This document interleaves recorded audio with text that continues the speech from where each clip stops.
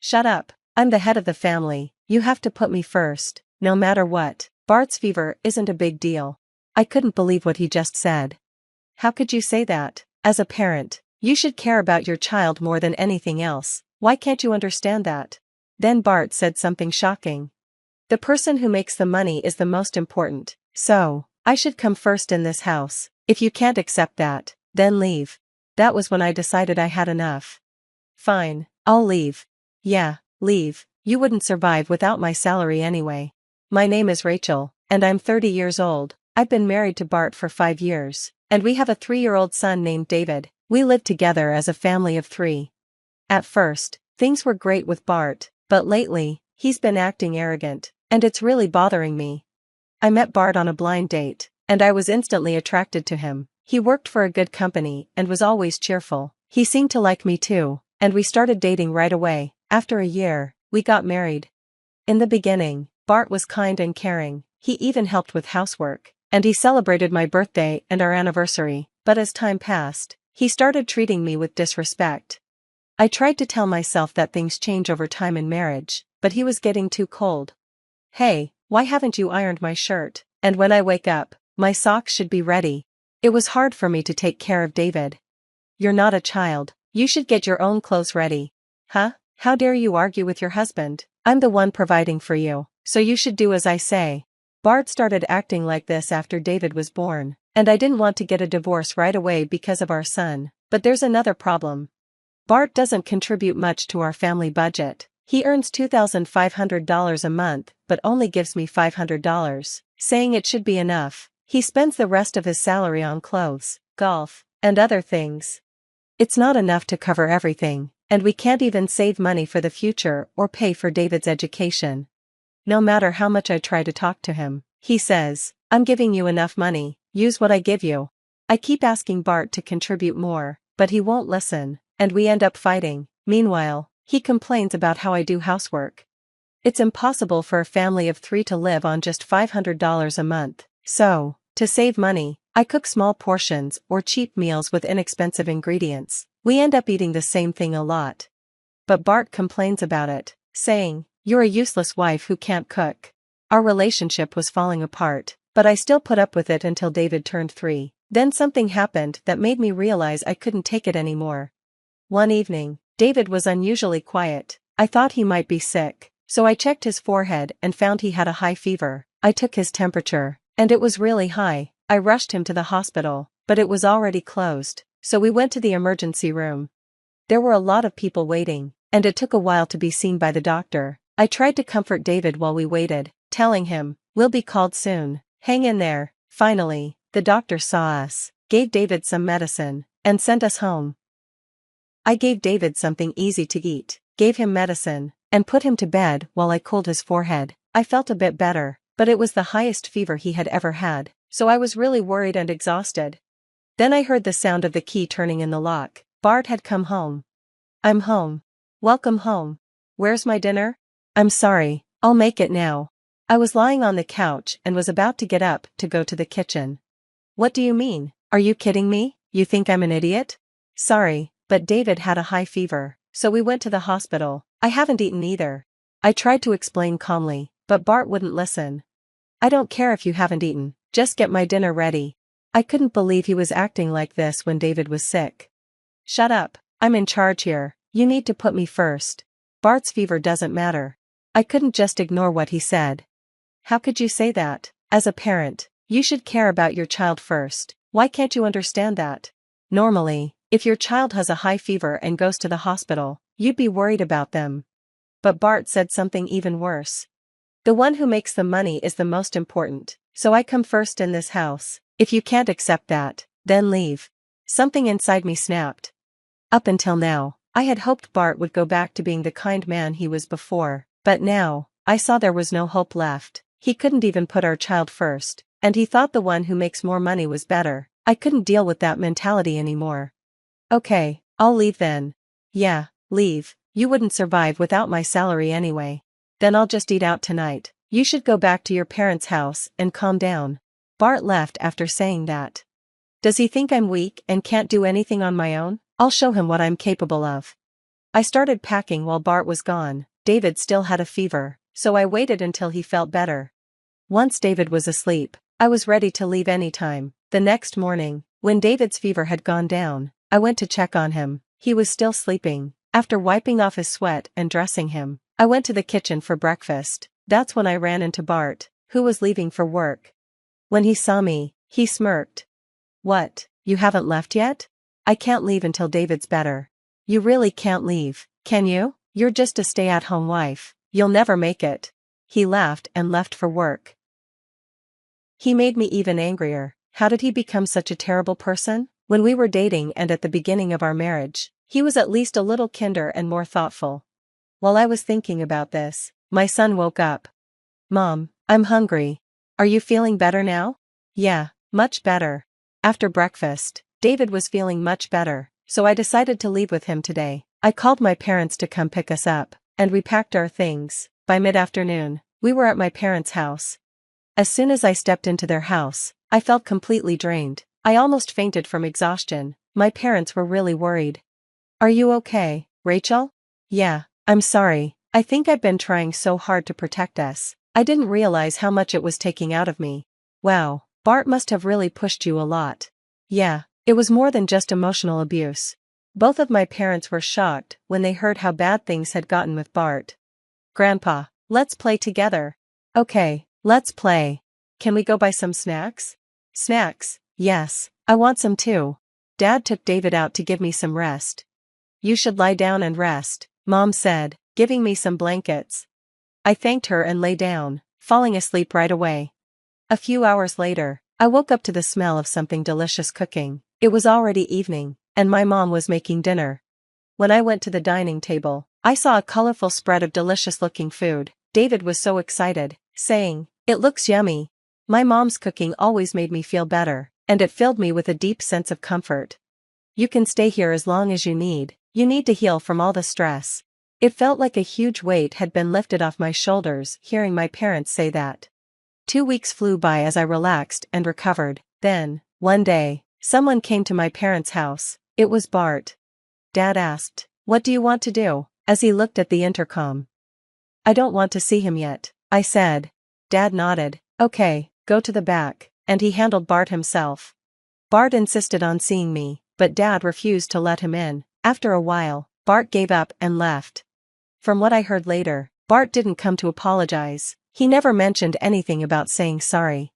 I knew he was probably just struggling with the housework, realizing how messy everything was without me, but that's not my problem anymore. I hope he understands how hard housework is. He used to help, so he just had to remember how he did it, but I guess he forgot because he wasn't used to doing it. While staying at my parents' house, I blocked Bart's number, so the only way he could reach me was by coming to my parents' house. I didn't go back to him and stayed there with David. Bart came by a few times, but each time, Dad sent him away. A month passed, and Bart was at his limit. He begged, "Please let me see Rachel," bowing to my father. I thought it was time to see him, so I asked Dad to let Bart come in to talk to me. My mom took David to the back room to wait. When I saw Bart, I was shocked. He looked awful. His hair was messy, and his clothes were dirty and wrinkled. He had come straight from work, but his suit looked like he had slept in it. "Hey, Rachel, you've had enough now, right? Just come home." That was the first thing he said when he saw me after a long time. In that moment, all my hope vanished, and I felt like a cold wall was growing between us. I need to get away from him as soon as I can. I don't know what you're thinking, but if you're not going to say anything, my house is a mess, and I don't know what to do. As my wife, you should do your duty, Bart said, even though my father was right there. My dad looked shocked, because Bart was repeating everything I had told him about how he treated me. "Is that all you have to say? Normally, you should be apologizing," my dad said. "Huh?" Bart looked confused. "Why should I apologize? You're the one who left me, and you're not doing any housework. I came all the way here after you did something selfish." Is he for real? I can't save him anymore. If you really think like that, then there's nothing more to talk about. Let's divorce. I took out the divorce papers I had prepared when I came to my parents' house and handed them to him. "Huh? Divorce? Why are you saying this all of a sudden?"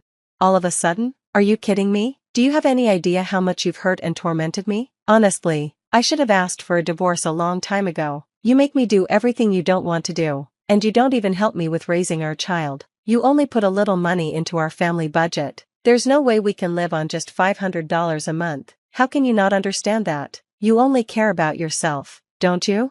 Bart looked stunned, not expecting me to be this angry. But you've been getting by with the money I've given you, and your meals have been decent lately. Did you think I wasn't doing anything? I'm working from home now, because the money you give isn't enough. Huh, really? I knew I couldn't give David a better life if I didn't do something, so I started looking for a remote job. I found one as an English teacher. I had lived in the US when I was younger, and I spoke English fluently. I had attended international schools and studied English literature at university, so I was well qualified. I began teaching right away, and I thought of creative ways to make learning English fun for my students. As a result, I started studying Western movies and music, and decided to create my own teaching materials by gathering phrases that could be used in everyday situations. Many people who want to learn English love Western movies and music, so I adjusted the movies and artists I used based on each student's preferences. This worked really well for my students, and many of them started asking me for help. Because of that, I'm now making a decent amount of money. I had no idea. How much are you making? About $4,000 a month. What, that much? So, I make more than you now, and I don't need to live with you anymore. Bart was completely shocked. He couldn't believe that his wife, whom he thought was beneath him, was earning more than he was. Why am I so miserable? What do you mean, all of a sudden? My coworkers are getting promoted before me, and now my juniors are moving ahead of me too. They all think I'm an idiot, and to top it off, you're even making more money than me. I sighed deeply. So what? Huh? It doesn't matter if your salary is lower or higher than other people's. What matters is whether you and your family are happy. For David and me, it doesn't matter if you're not getting promoted. What's important is that you make time for your family and provide for them. Don't you think so? I don't want you hurting me just to protect your fragile pride. Shut up. A man has to fight his battles and not lose. At that moment, my dad, who had been silent until then, spoke up. So, you're trying to boost your self-esteem by taking out your work stress on my daughter, spending money on your hobbies and clothes to feel better, and ignoring your family? Bart looked uncomfortable hearing my dad's words. As I told my daughter, the most important thing for a husband and father is to be the strong pillar of the family, supporting them financially, but you only think of yourself. I can't trust a man like that with my precious daughter and grandchild anymore. Now, sign the divorce papers and leave. My dad was furious. He had tried to stay calm in front of me, but he had reached his limit. Bart signed the divorce papers, trembling from my dad's anger. After Bart said, "Oh, I'm sorry," he quickly left. And that's how Bart and I ended our marriage so quickly. Later, I heard from a mutual friend that Bart was saying, "I dumped my wife because she was a useless, lousy wife." But at work, everyone already knew how Bart was, so they just ignored him. No one would want him as a boss, so he stayed in the same position for years without a promotion. One day, a new employee asked him, "What, you're a mid-career employee and haven't been promoted at your age? Are you a new graduate who just joined? You can't even do your job, huh?" The employee made fun of him, and Bart left work early, embarrassed. Apparently, once you're an adult, a twisted personality is hard to change. I decided that I would raise David carefully, hoping he would grow up to be an honest and kind person, using Bart as a bad example. Now, David smiles at me with such a sweet and carefree smile, and I know he will never turn into someone like Bart. To protect that smile, I will keep working hard every day. Bart is a foolish man who destroys others' happiness just to protect his own fragile pride, but I'm glad Rachel and David got out of that situation quickly. With the money Rachel's making, I'm sure she can manage as a single mother. I hope Rachel and her beautiful son continue to live a happy life. Thank you for watching until the end. Please subscribe to our channel. See you in the next video. Hi everyone, I'm Emily Jackson. Growing up, I always knew I was playing second fiddle to my sister, Emma. Even now, at 28, with my software engineering career thriving, nothing I do seems to matter to my parents. Let me give you a glimpse of what I'm dealing with. Emily, why can't you dress more like your sister? She always looks so put together, my mom said during our weekly family dinner, completely ignoring the promotion I just announced. Mom, I'm leading a major project at Silicon Tech now. I said, trying to keep my voice steady. That's nice, dear, she replied dismissively. But did you hear? Emma's boyfriend, James, is taking her to Paris next month. Isn't that wonderful? I caught my best friend Ava's eye across the table. I brought her along for moral support, and she gave me the look she always does when my family pulls this nonsense. Actually, Mrs. Jackson, Ava jumped in, her voice steady and polite. Emily's project could revolutionize her company's entire security system. Speaking of security, my dad interrupted. Emma and James are looking at houses in the Heritage District. Now that's a secure investment. I stared at my plate, pushing my food around, trying to hold my tongue. Memories of being sidelined flashed through my mind. The student loans I'd worked 3 jobs to pay off while Emma got a free ride. The family vacations I wasn't invited to because Emma needed quality time with Mom and Dad. Have you seen Emma's engagement ring? My mom gushed, shoving her phone toward Ava. James proposed last weekend, $20,000. Can you believe it? How nice, Ava said flatly, squeezing my hand under the table. Later that night, my phone buzzed. It was a text from Emma. Mom says you seem jealous at dinner. Don't worry, you can be a bridesmaid if you stick to the diet plan I make for you. You don't have to respond to that, Ava said firmly as we sat in my apartment. Your sister's a piece of work. Did I tell you what happened at work today? My mentor, Diana, said I'm being considered for the executive track. That's amazing, I said, smiling despite myself. See, you're crushing it on your own terms. My phone buzzed again. Another text from Emma. James's family is coming to dinner tomorrow. Try not to embarrass me by talking about your computer stuff. You know what the worst part is? I said, turning to Ava. I keep trying. I keep thinking that if I just achieve enough, they'll finally see me. Well, I see you, Ava said, her voice gentle but firm. And trust me, your sister's perfect life isn't as perfect as she pretends. I had no idea then how right Ava was, or how much everything was about to implode. The wedding preparations were just beginning, setting off a chain of events that would expose every lie my family had built Emma's golden pedestal on. A few weeks later, the big day arrived, and I found myself sitting in the back row of Emma's wedding reception. Yes, you heard that right. The back row. Not the bridal party, not even the family section. Just shoved into a corner like some distant acquaintance. Can you believe she set you back here? Ava whispered, adjusting her dress. Her own sister. Honestly, I can. I watched Emma twirl in her designer gown, our parents beaming beside her. Everything was going exactly as expected until a server placed a fancy envelope next to my plate. Thinking it was part of the wedding favors, I opened it and froze. Is this some kind of joke? I asked, staring at the bill inside. $200 for my plate, along with a handwritten note. We expect payment before you leave. Let me see that, Ava said, snatching the paper. Her face turned crimson as she read it. Oh hell no, she pulled out her phone and began recording discreetly. Emily dear, my mother's syrupy voice interrupted as she approached our table. Did you get the envelope? Mom, I said, my voice shaking, are you seriously charging me for attending my own sister's wedding? Well, sweetie, Emma thought it was only fair since you didn't contribute to the wedding expenses, she said smoothly. Unlike James's family, who've been so generous. Out of the corner of my eye, I saw James, my new brother-in-law, watching from a distance looking uncomfortable. James hesitated, but I couldn't hold back anymore. I offered to help with the planning, the decorations, everything. Emma told me she didn't want my help because I'd embarrass her with my simple tastes. My mother sniffed dismissively. Well, you would have, dear. Now will that be cash or check? Ava's phone was still recording when Emma sauntered over, her gown trailing behind her like a trophy. Oh good, you got the bill. Just trying to teach my little sister about financial responsibility. Not all of us can waste our lives playing with computers. Playing with computers? I'm a senior software engineer, I snapped. I make 6 figures. Then paying shouldn't be a problem, Emma smirked. Consider it your wedding gift since you clearly couldn't afford anything from my registry. That's when James stepped in, his voice low but firm. Emma, we talked about this. This isn't right. Stay out of it, James, she hissed. This is family business. My hands trembled as I reached for my purse and pulled out my checkbook. You want your money. Fine.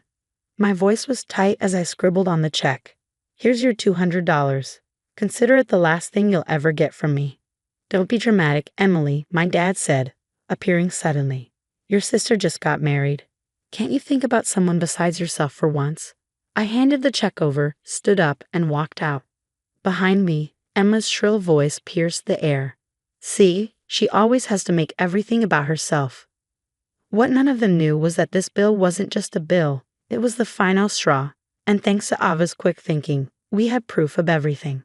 2 months after the wedding disaster, I sat in Diana's office at Silicon Tech, staring at an opportunity that could change everything. Seattle needs a strong leader, Emily, Diana said. The position comes with double your current salary and full team control. Just as my excitement began to bubble, my phone buzzed. Another text from Emma.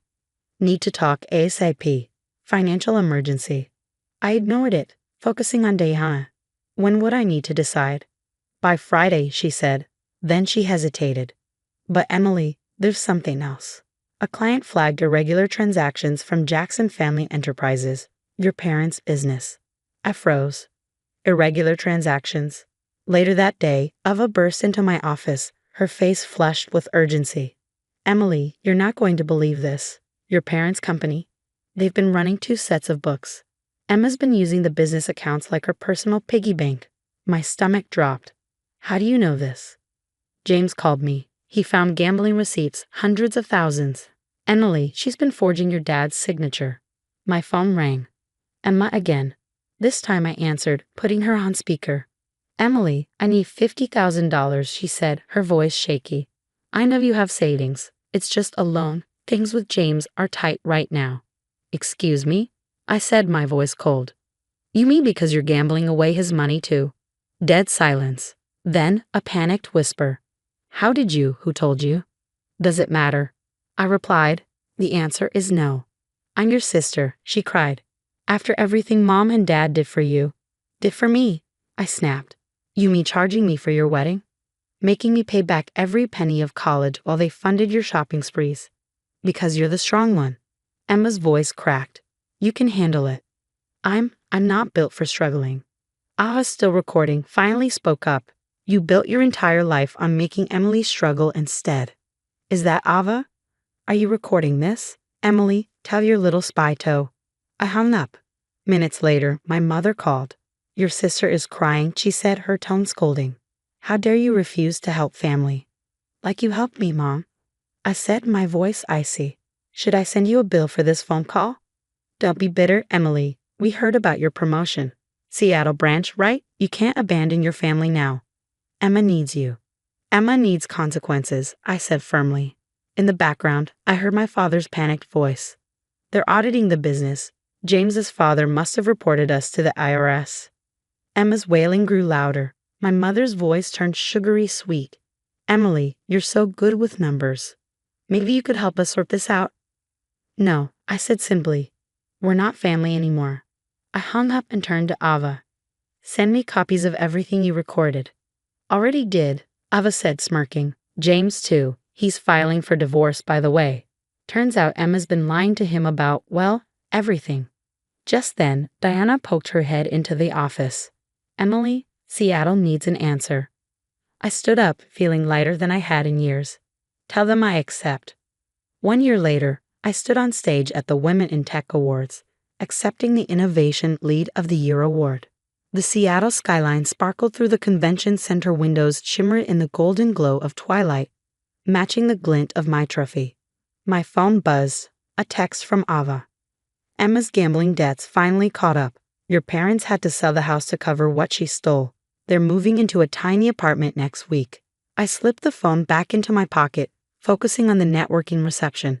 Just as I raised my champagne glass, my new assistant approached with a message. Call from James Harrison, she said. Finding a quiet corner, I dialed. Emily, James began, his voice steady but somber. The divorce is final. But there's something you should know. The IRS investigation. They found everything.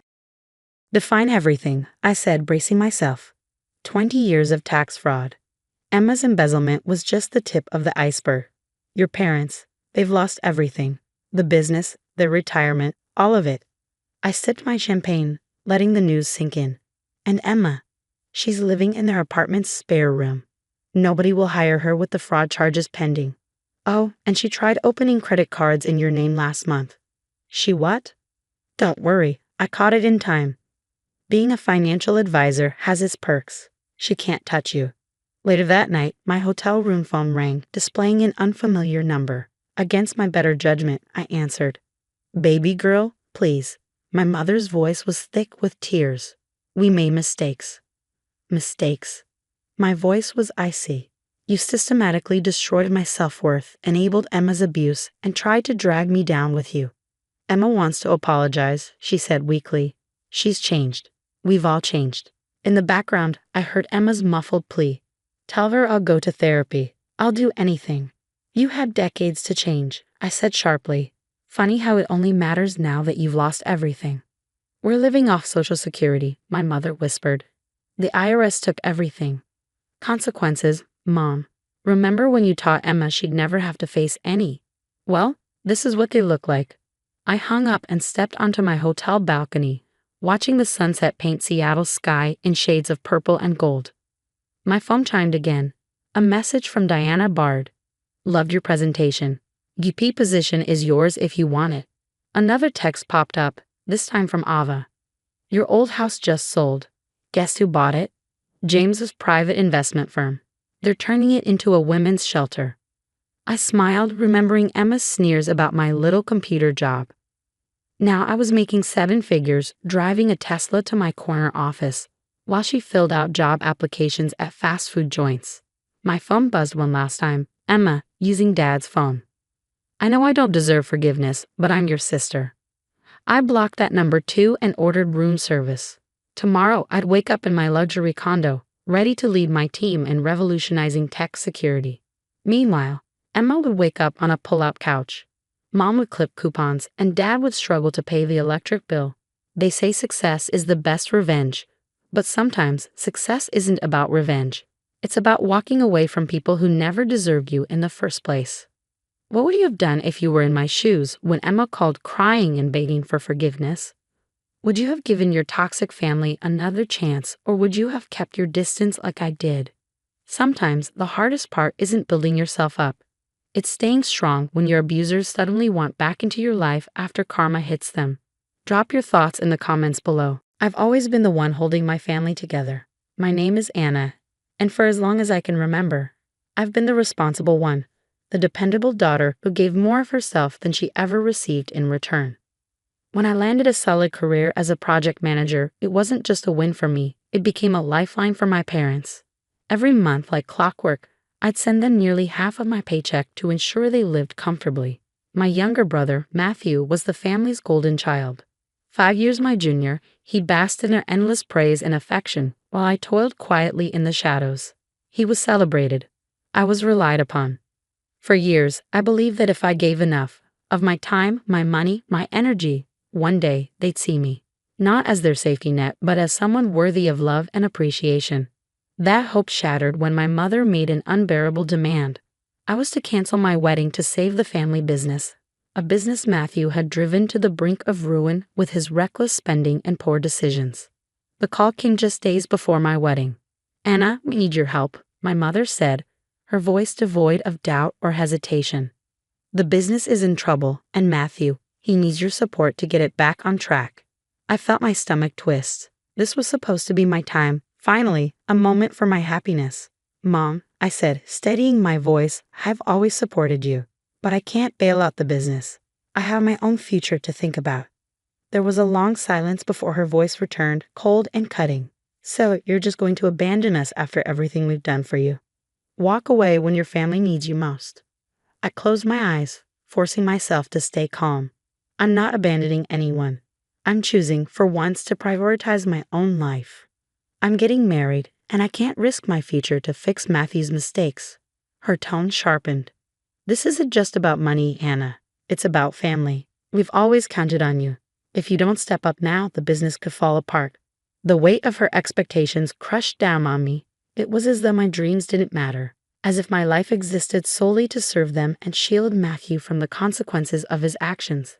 I can't, Mom, I said firmly. I've given so much. It's time Matthew takes responsibility. She hung up without another word, but her disappointment lingered in the silence.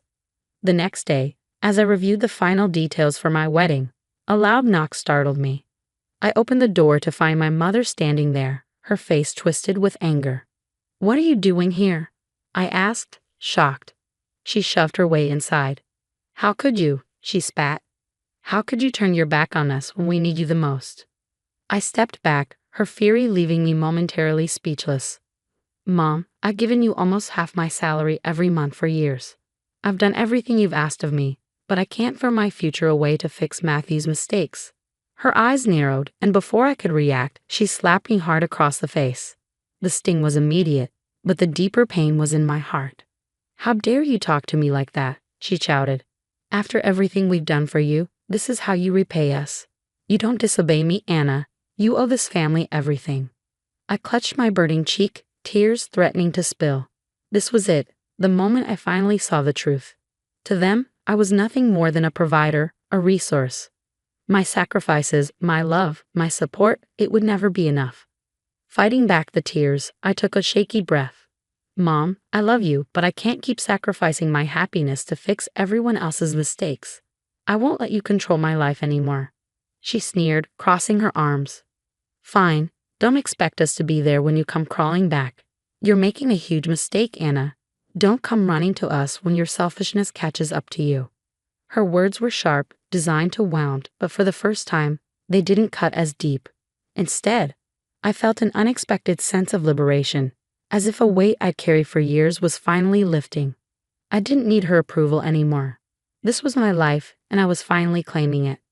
After my mother stormed out, I stood motionless in a quiet apartment, letting the gravity of what had just happened settle over me. My cheek still stung from her slap, but it paled in comparison to the clarity that had just taken root. I had spent my entire life striving to be the perfect daughter, the dependable one, the provider. But to them, I was never more than a means to an end. That evening, Daniel came over to finalize wedding plans. The moment he saw my face, his brow furrowed in concern.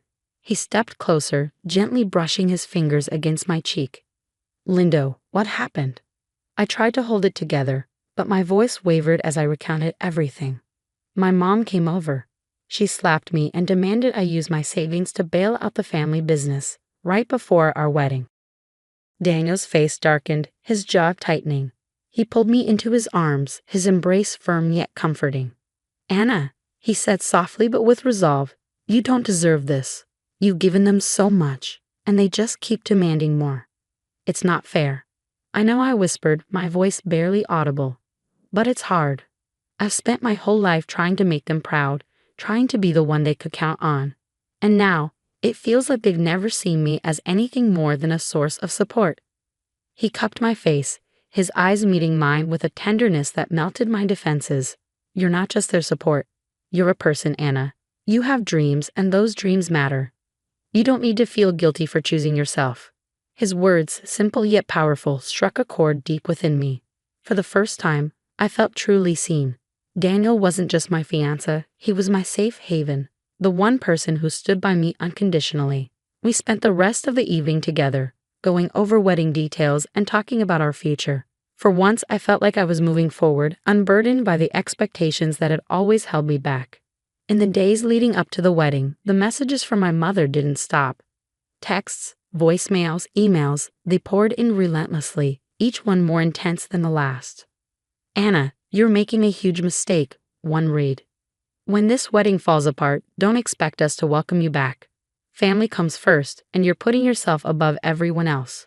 I deleted the messages without responding. The guilt and shame she tried to heap upon me no longer had the same power. Choosing myself wasn't selfish, it was necessary. The night before the wedding, my Aunt Julia called.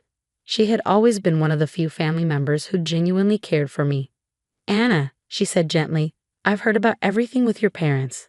I just want you to know that you're doing the right thing. You've given so much to this family, and you deserve to be happy." A lump formed in my throat. Aunt Julia's words were a balm to my soul. "Thank you," I whispered, my voice thick with emotion. "It's just hard. Letting go of everything I've done for them feels like abandoning who I've always been." "You're not abandoning who you are," she replied. "You're finally embracing who you've always been meant to be. Choosing yourself isn't wrong, it's brave. Her words stayed with me as I prepared for my wedding the next morning.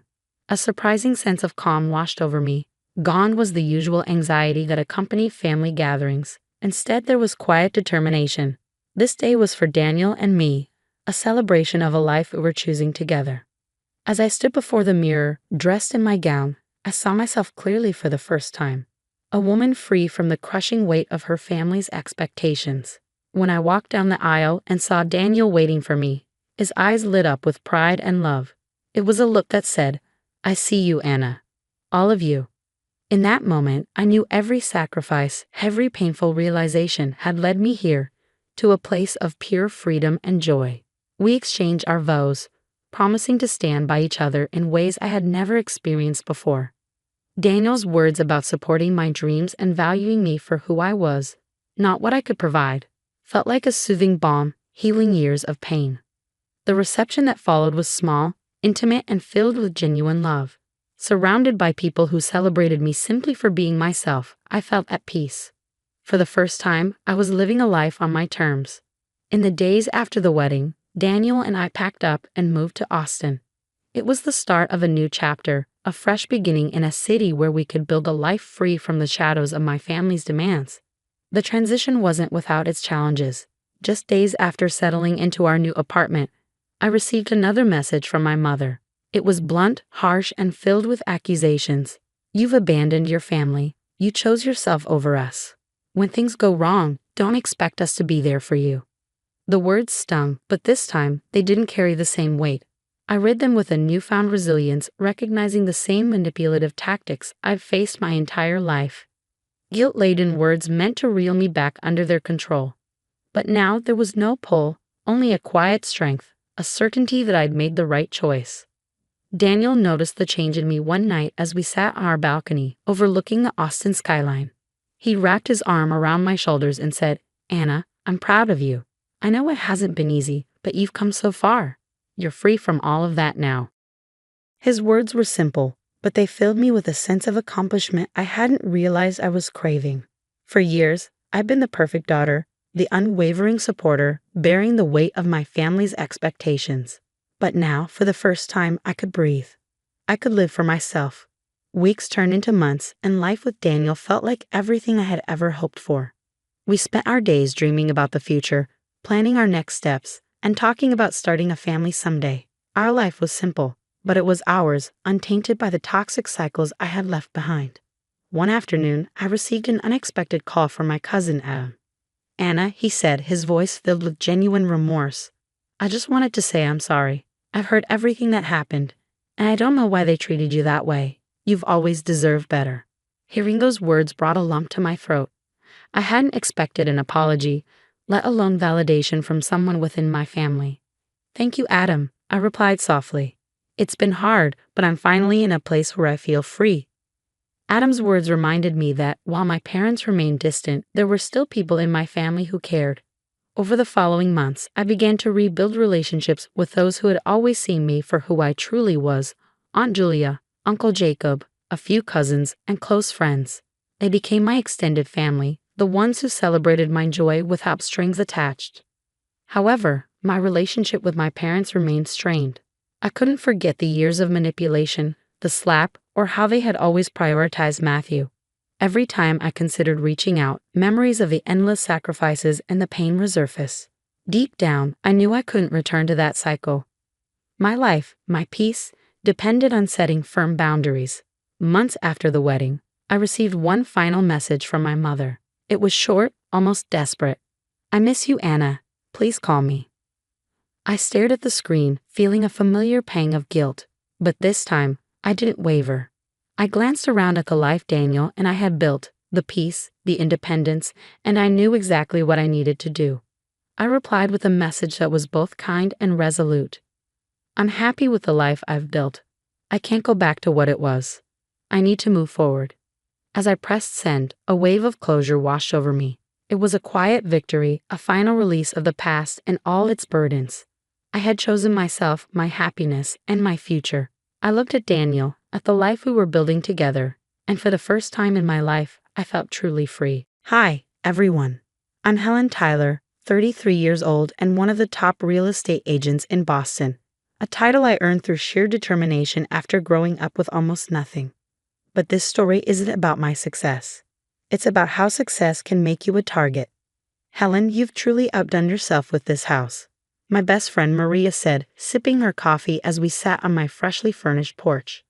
Thanks, Maria. 3 years of saving every commission and enduring that tiny studio apartment finally paid off. I smiled proudly, though the shadow of my mother-in-law's disdain hung over me. Of course, according to Andrea, this house is quaint, not quite up to what her precious son deserves. Maria rolled her eyes dramatically. Speaking of the devil's favorite pediatrician, how's married life treating you? Jack is wonderful when his mother isn't pulling his strings, I admitted. Just yesterday. Helen, darling. Andrea's voice cut through the air like nails on a chalkboard as she waltzed up my driveway uninvited. Andrea. I greeted her stiffly, inwardly cringing. Before I could say more, Jack's voice followed hers. Mom, what are you doing here? He called out, walking up from the driveway, still in his scrubs. Andrea clasped her hands as if she'd just spotted a celebrity. Oh, Jack, sweetheart, your father and I were just talking about you over lunch. He agrees. You're working far too hard at that public hospital. My friend Margaret's private practice is hiring. You'd make such a better impression there. Jack sighed. Mom, we've been over this. I love my job. I'm not switching. But darling. Eleanor, there you are. Patricia, Andrea's equally insufferable sister, barged through my still open front door. You won't believe what Margaret told me about Helen's old neighborhood. She gave me a condescending smile. Speaking of family, Robert and I are hosting Sunday dinner. Helen, dear, try to dress appropriately this time. I glanced at Jack, whose expression crumbled under the weight of yet another confrontation. Years of Andrea's emotional manipulation had worn him down. Actually, I said firmly, we already have plans. But it's family dinner. Andrea gasped. Jack hasn't missed one, not even when he had the flu last year. Remember how I nursed you back to health, sweetheart? Mom, Jack began, but I cut him off. It's fine, Jack. This was my life now, a revolving door of Wilson family drama, with my husband caught in the crossfire and my home turned into their personal gathering spot. Little did I know, though, that Andrea's antics were only beginning. The next escalation came over a mahogany dining table at Andrea's house. She had summoned me under the guise of an important birthday discussion. Helen, dear, Andrea began, clasping her perfectly manicured hands. You clearly don't understand Wilson family traditions. For milestone birthdays, we give substantial gifts. When Robert turned 60, his brother gave him his beach house. I frowned. This is my house, bought with my own money, before I even met Jack. Exactly, Andrea said with a syrupy smile. That's why it would make such a meaningful gesture. Show us you're truly committed to becoming a Wilson. I stared at her in disbelief and, without a word, discreetly started recording the conversation on my phone. Let me get this straight. You're banning me from your birthday celebration unless I sign over my house to you. Don't be so dramatic, Andrea replied. I'm simply suggesting that if you want to be included in family traditions, you need to demonstrate proper family values. My phone buzzed. A text from Maria. You won't believe what I just heard at the country club. Your NIL's been showing some decorator around your house. Who's Amanda Phillips? I asked Andrea, watching her expression. Andrea blinked, feigning innocence. I don't know who that is. Really? Because she's telling everyone she's redesigning my house after your birthday. Well, Andrea said with a dismissive shrug, I naturally assumed you'd want to give me something special. At that moment, Jack walked into the dining room. Mom, what's going on? Helen looks upset. Oh, honey, I was just explaining our family tradition to your wife, Andrea cooed. She seems resistant to embracing it. What tradition? Jack asked, his brow furrowing. Your mother wants me to sign over our house as her birthday gift, I said evenly. Jack froze. Mom, that's insane. Jack Wilson. Andrea's voice rose, sharp with indignation. After everything I've sacrificed for you, this is exactly what I warned everyone about. Andrea's voice climbed to a shrill pitch, her eyes blazing with righteous indignation. She's turned you against your own mother, Jack. Just like she trapped you with that house in the first place. Trapped him? I snapped, my voice trembling with restrained fury. What are you even talking about, Andrea? Oh, don't play innocent, she sneered. Everyone knows you bought that house to lure my son into marriage. Poor Jack was too naive to see through your gold-digging scheme. My hands clenched into fists. I bought that house years before I even met Jack. I have the paperwork to prove it. Jack stepped forward, his voice tight with disbelief. Mom, how could you say that? Helen worked hard for that house. Hard work? Andrea laughed bitterly. Please, we all know about her arrangements with certain clients. Before I could respond, the front door swung open, and Maria marched in, clutching a folder. Perfect timing, she said, glaring at Andrea. Actually, Andrea, I've got some interesting documents here. Remember the Hendersons? They're saying you pulled the same stunt with them. Demanded their summer cottage for Robert's 55th birthday. And the Paddles? Their vintage car collection.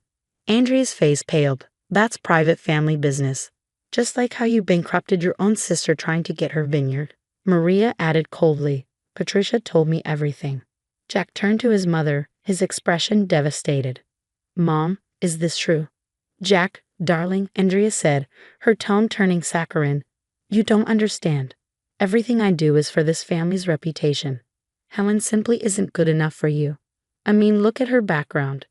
Jack's jaw tightened. The only thing not good enough here is your behavior, he said quietly.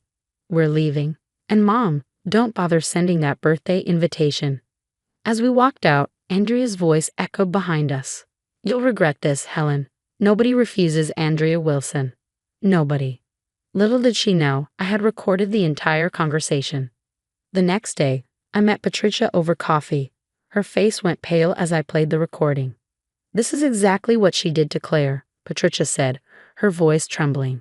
Jack's college girlfriend. Andrea demanded her family's lakeside cabin as a family gift. When they refused, what happened? I asked. Andrea destroyed her, Patricia whispered. She spread rumors. Pregnancy scams, drugs.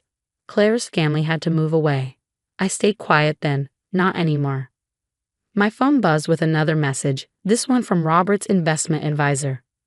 Mrs. Tyler, we need to discuss concerning transactions from your in-laws' accounts. Eleanor's been stealing from Robert's retirement fund, I told Patricia, scanning the texts. Hundreds of thousands of dollars. Gambling debts. Patricia's hand shook as she pulled out her phone. There's more. Andrea convinced Robert to sign these documents last month. Look at the signature. I squinted. That's Jack's signature. But he never. She forged it, Patricia said grimly. Just like she forged Claire's signature years ago. I found a whole folder. Jack's voice cracked behind us. I just got the strangest call from Atlantic City, a casino's collection department. He looked shaken. I took his hand. Sit down, Jack. There's something you need to see. We spent hours going through the evidence, the forged signatures, the drained accounts, the sabotaged business deals, the gambling debts. As Andrea's web of lies unraveled, I watched decades of manipulation click into place in Jack's mind. She's been calling my hospital too, he said quietly, telling them I'm planning to quit. They almost reassigned my position. Patricia touched his arm gently. Jack, there's something else you need to know about Claire. As she told him everything, the weight of Andrea's betrayals crushed Jack's resolve. His shoulders sagged under the weight of it all. But his eyes burned with newfound clarity. Meanwhile, Andrea's reign of terror was beginning to implode. At the country club's monthly meeting, her tirade against me was interrupted by a stern voice. Mrs. Wilson, we need to discuss your outstanding gambling markers and these bounced checks. That night, Robert called, his voice hollow. Helen, did you know about the retirement account? I just found out, I said softly. 30 years of savings, he whispered. She said she was investing in real estate. Real estate, Jack said bitterly, glancing at the documents strewn across our kitchen table. Mom doesn't know anything about, oh God, the house demands. That's what this was all about, I said, the realization hitting me like a tidal wave. She needed collateral for her gambling debts. Patricia nodded grimly. She's underwater with some very dangerous people. Later that night, Robert's voice was firm over the phone. I've called a family meeting tomorrow. Andrea needs to face what she's done. When the call ended, Jack pulled me into his arms. I'm so sorry, Helen. All these years, I never saw it. We'll get through this, I assured him. Yes, we will. Without her. My phone buzzed one last time. A message from Andrea. You'll pay for this, Helen. I made Jack who he is. He's nothing without me. Nothing. But her threats were hollow now. The truth was out, and her meticulously constructed world was crumbling. In the lawyer's office the next day, Robert's voice was steady but heavy with emotion. The papers are signed. After 35 years, I never thought it would end like this. You left me no choice. Andrea screeched, her voice raw with desperation. If Helen hadn't turned everyone against me. You stole my retirement, Andrea. Robert interrupted coldly. You forged our son's signature. The gambling, the lies. At that moment, a burly man appeared in the doorway. About Miss Wilson's markers at Golden Sands Casino. I'm not responsible for her debts, Robert said, his tone final. We're divorced now. Weeks later, Maria sent me a text. Just drove past Andrea's new place. You won't believe it, she's in that tiny complex by the highway. Jack returned from his therapy session that evening, looking lighter than I'd seen him in years. Dr. Stevens helped me understand so much about my childhood, the manipulation, the guilt trips. I can't believe I let her control me for so long. He smiled softly. Dad called. She tried to crash Margaret's garden party. They had to escort her out. Apparently, she was screaming about how everyone betrayed her. Meanwhile, my real estate business was thriving without Andrea sabotaging deals behind the scenes. 3 bids had come in for my newest development that week alone. Months passed. My empire grew stronger, and my confidence soared. I even bought the building Andrea was evicted from. Karma, as they say, works in mysterious ways. The holidays arrived, and our annual party was in full swing. Friends, family, and laughter filled our home. Through the window, I spotted a familiar figure standing in the snow watching. Andrea, alone. Inside, Robert, now looking years younger since the divorce, raised his glass. To family, the real kind. To consequences, Maria added with a smirk. The next morning, a gold embossed envelope arrived. Andrea's rescheduled birthday party invitation. The irony was delicious. I took a red marker, wrote return to sender in bold letters, and added a sticky note. Unlike houses, some gifts are easy to return. Through my office window, I watched the mail carrier pick it up. Somewhere across town, in a dingy apartment with a view of the highway, Andrea Wilson would receive one final reminder. She had no power here anymore. Not over my house. Not over my marriage. Not over my life. My phone buzzed. A new client referral. Life was good. And success, I realized, truly is the best revenge. While Andrea sat alone in her small apartment, surrounded by gambling debts and burned bridges, I stood in the home I built with my loving husband, a thriving business, and a chosen family that stood by me through it all. Sometimes, prom doesn't just knock, it takes away your country club membership and replaces it with a view of the freeway. Hi, I'm Lisa Williams. I never imagined I'd be sharing my story, yet here I am, a 33-year-old marketing executive with a successful career and a life more complicated than anyone could guess. Ever since my father passed away last year, leaving me his estate and investment portfolio, life has been both a blessing and unexpectedly a curse.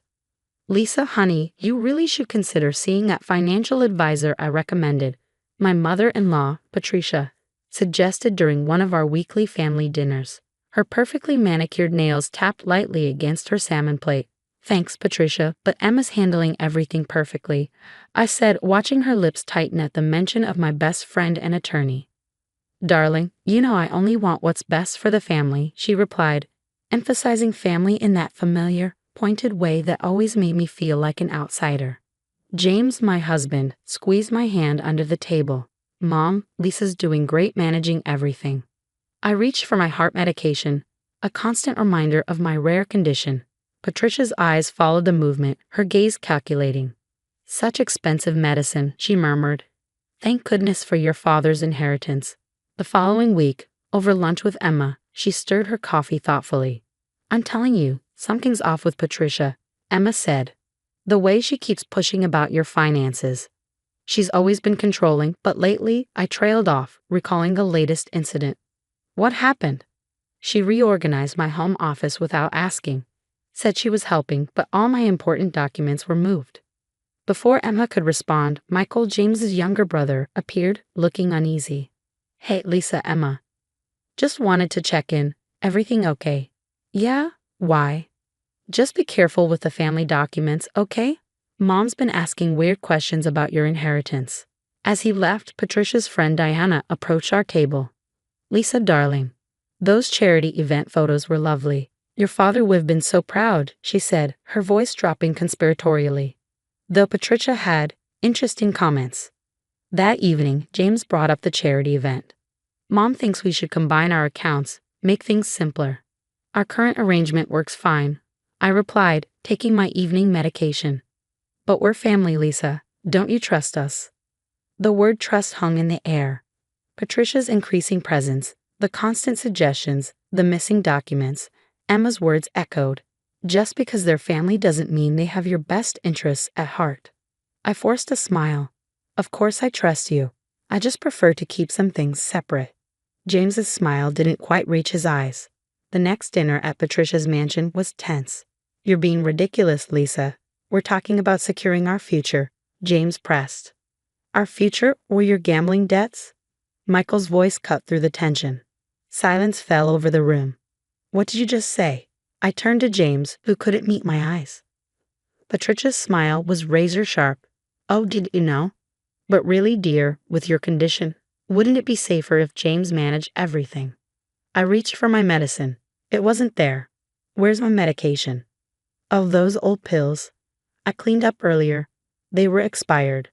They weren't expired. I just refilled them. Panic surged. The room spun. James's voice became distant. She's being hysterical again. Mom.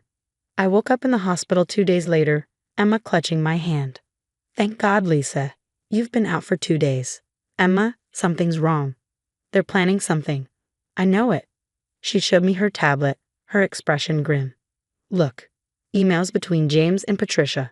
Once we prove she's mentally unstable, the inheritance will transfer automatically. Michael entered, looking haunted. Lisa, I overheard Mom and James. They're planning to force you to sign everything over. He hesitated. And James has done this before. What do you mean? His first wife, Caroline. She had a substantial inheritance too. She lost everything. Later that night, Diana slipped into my room after visiting hours. Lisa, honey, I've been gathering evidence. Photos, recordings, conversations. Patricia's done this to others. You're not the first, but I'm making sure you'll be the last. Diana's voice was low but resolute. I've been doing some digging. James isn't just gambling. He's committing fraud at his firm, using client money to cover his debts. I felt a chill as the pieces began to fall into place. The late-night calls, the hidden mail, Patricia's orchestrated meetings. She planned this from the start, didn't she? Like a chess game, Michael confirmed grimly. She picked you for your inheritance, your health condition. Figured it'd make you vulnerable. My phone buzzed. A text from James. The doctors say you're confused. Let me handle everything. Then another from Patricia. Darling, I've scheduled a psychological evaluation for your own good. They're moving fast, Emma warned, but so are we. I've secured your accounts and documented everything about the medicine incident. Diana handed over her latest findings. Photos of Patricia with James's first wife, Caroline. Social events where they discussed their problematic daughters-in-law. Audio recordings of Patricia bragging about fixing family problems. I stared out the hospital window, thinking of every time I doubted myself. All the gaslighting. The manipulation. They tried to kill me, I whispered. They did, Emma said grimly. But they didn't count on you having real allies. We'll make this right, Lisa. They won't get away with it. Later, I played my part flawlessly. Of course you're right, James. I should rest more. My voice was soft, compliant, the image of a dutiful, weakened wife. Under the pillow, my phone recorded every word. That's my good girl, James said, kissing my forehead. Mom and I will handle everything. At Emma's office, we examined James' cloud storage. You wouldn't believe what I found. Emma said, eyes wide. Look at these transfers. I scrolled through the documents. He's been stealing from his clients for months. A text from Michael popped up. Mom's on the warpath. She's calling your boss right now. Minutes later, my boss called. Lisa, Patricia Anderson claims you're struggling with mental health issues. Actually, I said calmly, I've been documenting everything, including my medical records. Would you like to see them? Please do, he replied. And Lisa, she's tried this before with other employees. Next, a voice message from Diana. Patricia's telling everyone you're unstable. Don't worry, I've been sharing those honest moments from her charity events. People are starting to see her true colors. Michael met me at a secluded cafe. James lost big again last night, he whispered. He's desperate, taking even bigger risks with client money. How much? Millions, and Mom's helping him hide it. Another text from Emma. Found proof Patricia sabotaged your Marshall account presentation. She called them directly. That deal was worth millions. My whole team lost their bonuses because of her. I muttered, anger boiling. Just then, Robert, my father-in-law, showed up at my office, his hands trembling. I can't stay quiet anymore, he said. Patricia, she's done this before. Not just to Caroline. There were others. Others? 3 failed engagements before James. All wealthy women. All mysteriously unstable by the end. He sighed heavily. I helped cover it up. God forgive me. My laptop pinged, a response from James' office department. Emma Sapoma had uncovered unauthorized transfers and offshore accounts. The SEC will be very interested in this, Emma said over speakerphone. Diana chimed in with new surveillance photos. James entering underground casinos. Patricia meeting with shady lawyers. Documents being shredded. Time to end this, I said, watching James sleep later that night. For weeks, I had been gathering evidence, playing weak, all while preparing my final move. The next day, my phone lit up with updates. Michael, Mom's panicking. The country club just rescinded her membership. Diana, she's losing it, screamed at a charity board meeting. Everyone saw it. Emma, final proof of embezzlement. It's worse than we thought. Robert, I'll testify. It's time. I touched my father's picture on my desk. You taught me to play chess, Dad. Every piece is in place. Just waiting for their final mistake. A text from Patricia. Family dinner tomorrow. Important documents to sign. I smiled. They still thought I was their pawn. Game over, I whispered, sending Emma the signal to initiate our endgame. The movers loaded the last box into their truck. Your new place is ready, Lisa, Emma confirmed. James was conveniently out of town at a conference in Chicago, a thinly veiled damage control session with furious clients. My phone buzzed nonstop with headlines. Anderson Financial under SEC investigation. Massive client fund misappropriation uncovered. Turn on the news, I said, savoring the moment. Michael's text flashed on my phone. James is trying to hide from reporters outside his office building. The breaking news ticker scrolled across my TV. Anderson Financial CEO James Anderson accused of embezzling millions. Moments later, Diana called, her voice bubbling with excitement. You should see Patricia. She's at the country club trying to do damage control. They're literally asking her to leave. Patricia's shrill voice echoed through the phone. How dare you cancel my membership? Do you know who I am? Diana's reply was razor sharp. Oh honey, everyone knows exactly who you are now. That evening, the news hit harder. James Anderson arrested on multiple counts of financial fraud. Emma burst into my office, breathless. Patricia's liquidating everything to cover James's debts. She's losing the mansion. A text from Michael followed. The board named me interim CEO. Mom's hysterical, saying it's somehow your fault. But I never reported anything. I smiled. Their own greed had done them in. Weeks passed. My marketing firm thrived and my newly launched foundation, Phoenix Rising, dedicated to supporting survivors of financial abuse, grew stronger every day.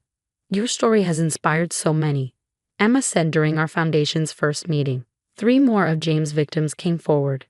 Diana forwarded me a video. Patricia was being escorted from her social club. She tried charging $50,000 in personal expenses to the charity board.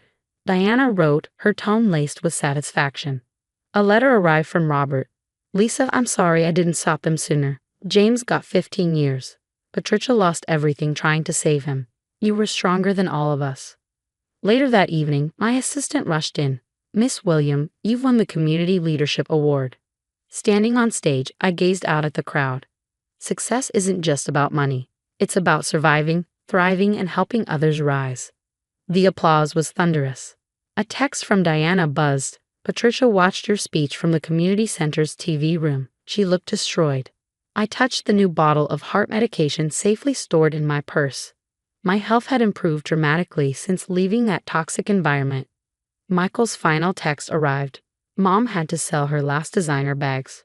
She's asking about James's prison visitor list. He declined to add her. I stood by the window of my beautiful new office, looking out over the city. Photos of my foundation's success stories and my firm's growing client list adorned the walls. A framed picture of my dad sat on my desk. You were right, Dad. The best revenge is living well. As I took in the view, I felt an overwhelming sense of peace. They were finally paying for their actions, not because of anything I did, but because their own choices caught up with them. I was free. I was thriving. Some were in a prison cell and a budget retirement home. They were living with the consequences of their choices. That's the thing about karma. It doesn't need your help. It just needs your patience. What would you have done? If you discovered your marriage was orchestrated from the start, would you expose them immediately? Or would you play weak, gather evidence, and let karma run its course like I did? Let me know your thoughts in the comments. If you enjoyed my story of survival and justice, don't forget to hit like and subscribe for more real-life stories about overcoming toxic relationships and emerging stronger. Remember, sometimes the best revenge isn't revenge at all. It's watching them destroy themselves while you thrive. My name's Amy, a 24-year-old junior accountant from Chicago. On the surface, I'm just another young professional trying to make her way. Behind closed doors, I live a nightmare. My controlling mother, Sarah, and my 27-year-old unemployed brother, Mike, treat me like I'm the live-in maid. Every morning starts the same. 5:30 a.m., I'm up, making breakfast. Emmy, where's my coffee? 2 sugars, you know that. Mike's voice bellows from his room. I'm late for work, make it yourself. I snap, slamming a mug onto the counter. Mom, Amy's being disrespectful again. Within seconds, Mom storms into the kitchen, fury in her eyes. Emmy, how many times do I have to tell you to take care of your brother? Make his coffee. Now. This is my reality. I work full-time, pay half the bills, and handle all the housework. Meanwhile, Mike lounges in his gaming chair all day, demanding attention. At work, my exhaustion doesn't go unnoticed. Girl, you look dead, my coworker Rachel says, eyeing me as I shuffle into the office. Rough morning. The usual. Mom made me remake Mike's coffee 3 times because it wasn't perfect enough. I mutter, sinking into my chair. Rachel shakes her head. You need to get out of there.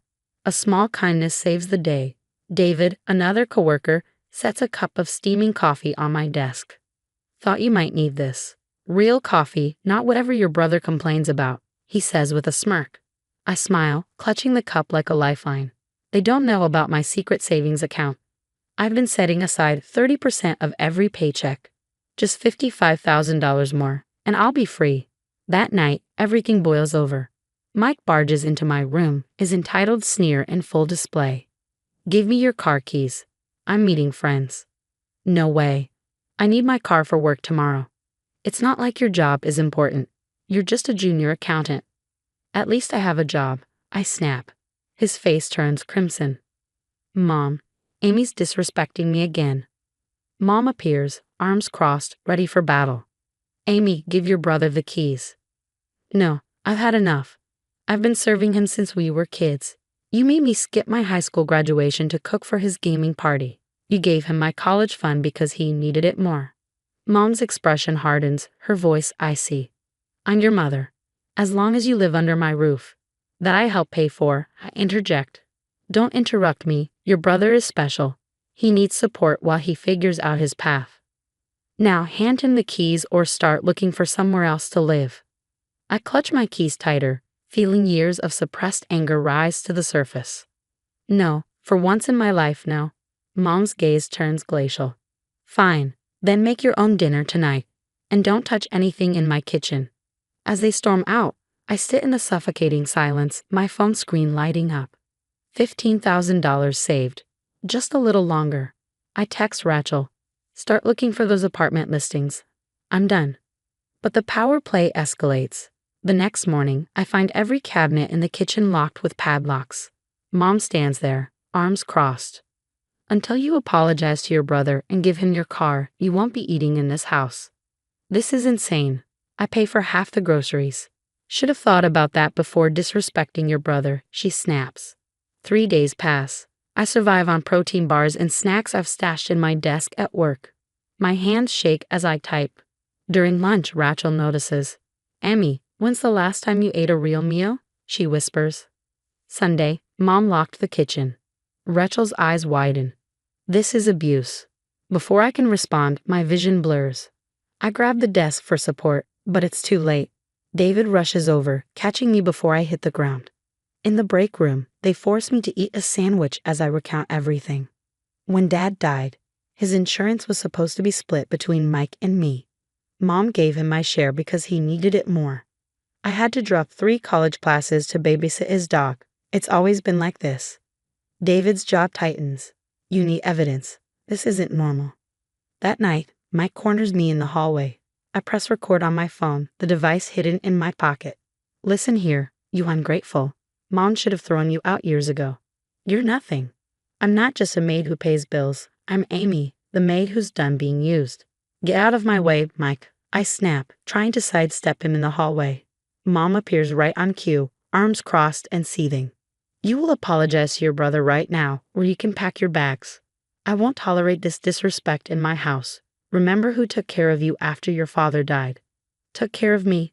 I glare at her, my voice trembling with fury. You stole my inheritance, made me drop out of college, and now you're starving me because I won't let your precious son take my car. Your brother deserves everything he has, she spits back. You're just jealous because he's special. Special? He's a 27-year-old leech. The slap cracks through the hallway. My cheek burns, but inside I'm smiling. I got it all on tape. Later, alone in my room, I play the recording back. My hands shake, but this time it's not from hunger. It's from resolve. Rachel was right. This isn't family. This is abuse. And now I have proof. I forward the recording to Rachel and David, then save it to my secret cloud drive. They want to break me. Fine. But they have no idea I'm already planning their downfall. Each threat, each insult, each slap, they're all evidence. And soon, very soon, they'll learn that karma is a force to be reckoned with. I found the perfect place. Rachel squeals during our lunch break. 2-bedroom apartment, safe neighborhood, and guess what? It's within your budget. David joins us grinning. And I've got even better news. Remember Tom from Johnson & Associates? They're hiring a senior accountant. Pays 40% more than what you're making now. Tears prick my eyes. You guys, my voice cracks with emotion. That night, while organizing Mom's bank statements for the bills, something catches my eye. Large withdrawals from her savings account. Thousands of dollars I never knew existed. Hey Mom, did you authorize these withdrawals? I ask, confronting her as she steps into the kitchen. Her face pales as she snatches the papers from my hand. What were you doing snooping through my accounts? I always handle the bills, remember? There's over $20,000 missing. Her eyes narrow. You've been stealing from me. What? No, I'd never. First you disrespect your brother, and now you're stealing. Get out of my sight. Later that night, while Mom's at her book club, I dig deeper into the accounts. Every trail leads to Mike. Multiple transfers to online gambling sites. Thousands gone. My phone buzzes with a text from an unknown number. Is this Amy? I'm Lisa, Mike's ex. I saw your post about looking for an apartment. We meet the next day at a coffee shop. Lisa's hands shake as she slides a folder across the table. Mike scammed me out of $115,000 last year, she says, her voice barely above a whisper. Said he was starting a business. He's done this to 3 other girls. I have proof, bank statements, texts, everything. Why are you telling me this? I ask. Because he's doing it again. I saw him with a new girl last week, using the same lines he used on me. Over the next week, I execute my escape plan. Each day while Mom's at her book club, I move small boxes to my new apartment. Rachel stores my important documents at her place. David helps me prep for my interview at Johnson & Associates. You're the perfect candidate, the hiring manager says. When can you start? That night, while copying files from Mom's computer, I stumble across years of damning evidence. Emails about Mike's gambling, angry messages from scam victims, even screenshots of him bragging about stealing my inheritance. "What are you doing?" Mike's voice startles me. I swivel in my chair, keeping my expression neutral. "Just getting the tax documents Mom asked for." "Better not be snooping, sis. Would be a shame if Mom had to kick you out with nowhere to go." I smile sweetly. "Don't worry, brother dear. Everything's exactly where it should be. In my room, I save all the files to my cloud drive. Mom's financial records showing Mike's theft, Lisa's evidence of his scams, recordings of their abuse, photos of the locked kitchen, my weight loss, and the bruise from Mom's slap. Rachel texts, 'Apartment's ready when you are.' David follows up, 'Job offer coming tomorrow.' Lisa updates, 'Mike's been arrested. Police found evidence of fraud against 5 women. They're investigating his gambling debts too.' I glance around my childhood room, now nearly empty except for the furniture. They thought they were breaking me. Instead, they taught me how to be smarter, stronger, and more cunning. 'Are you sure you packed everything?' Rachel asks, helping me load the last box into the moving truck. 'Everything that matters.' Before we leave, I place a thick manila envelope on Mom's pristine dining table. Inside, evidence of Mike's theft, his fraud schemes, and screenshots of his gambling addiction. 2 days later, my phone explodes with notifications. 'You ungrateful witch. Where are you? How dare you abandon your family?' Mom's voicemail screams. A text from Lisa makes me smile. 'Mike's been arrested. They've got enough to press charges.' I sit at my new desk at Johnson Associates when David rushes in. His face is pale. 'Your mom's house is crawling with police,' he says. Apparently, the neighbors finally reported all the screaming they've heard. Something about an elder abuse investigation. Karma works in mysterious ways. I smile faintly and turn back to my spreadsheets. Months pass. Through Rachel, I hear the fallout. Mom lost the house.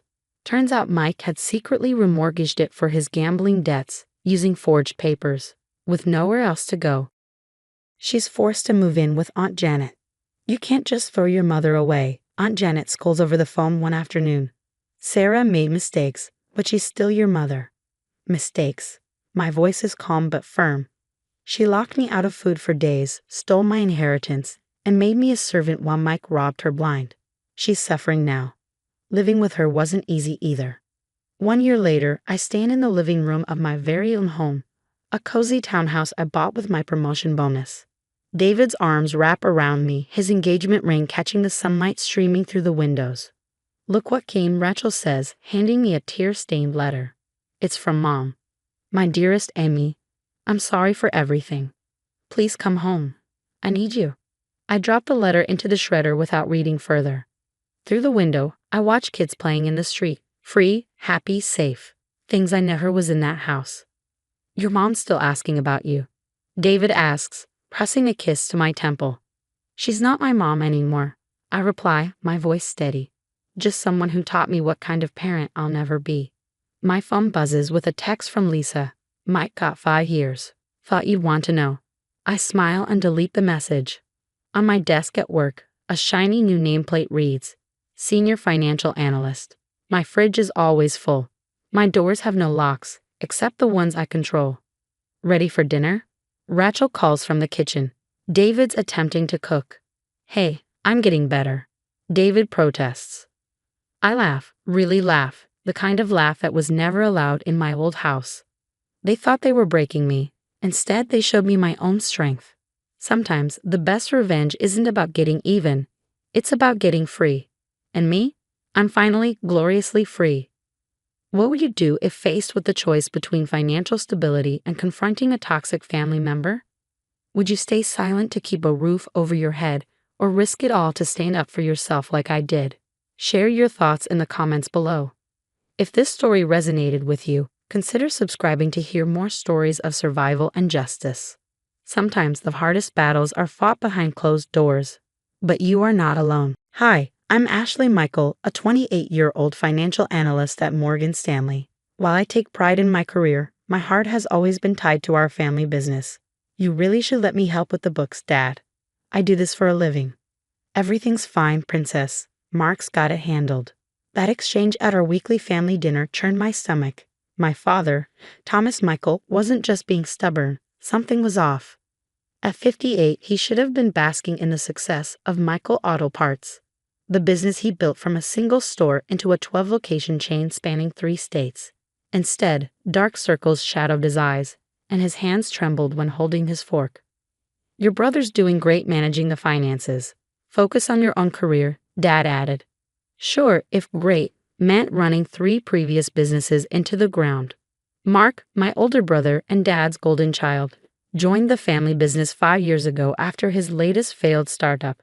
Even after Mom passed when we were kids, Mark could do no wrong in Dad's eyes.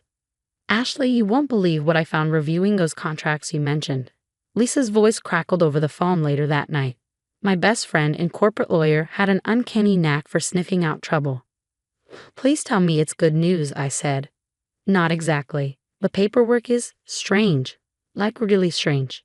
Determined to get answers, I stopped by the flagship store that week. Mike, the longtime manager, pulled me aside. "Miss Ashley, something ain't right. Your brother's been having meetings after hours." "What kind of meetings?" I asked. "The kind where folks don't look like they're here to buy car parts, if you know what I mean." Just then, Mark's wife, Helen, waltzed in, dripping with new jewelry. "Oh, didn't expect to see you here. Don't you have your own job to worry about?" she sneered. "Nice bracelet, Helen. Must have cost a fortune." "Mark takes care of me," she replied, her voice sugary sweet.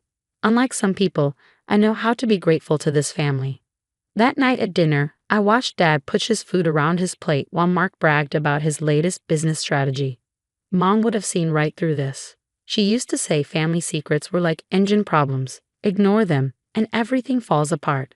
"The quarterly numbers look fantastic," Mark announced, grinning. But Dad's hand shook as he reached for his wine.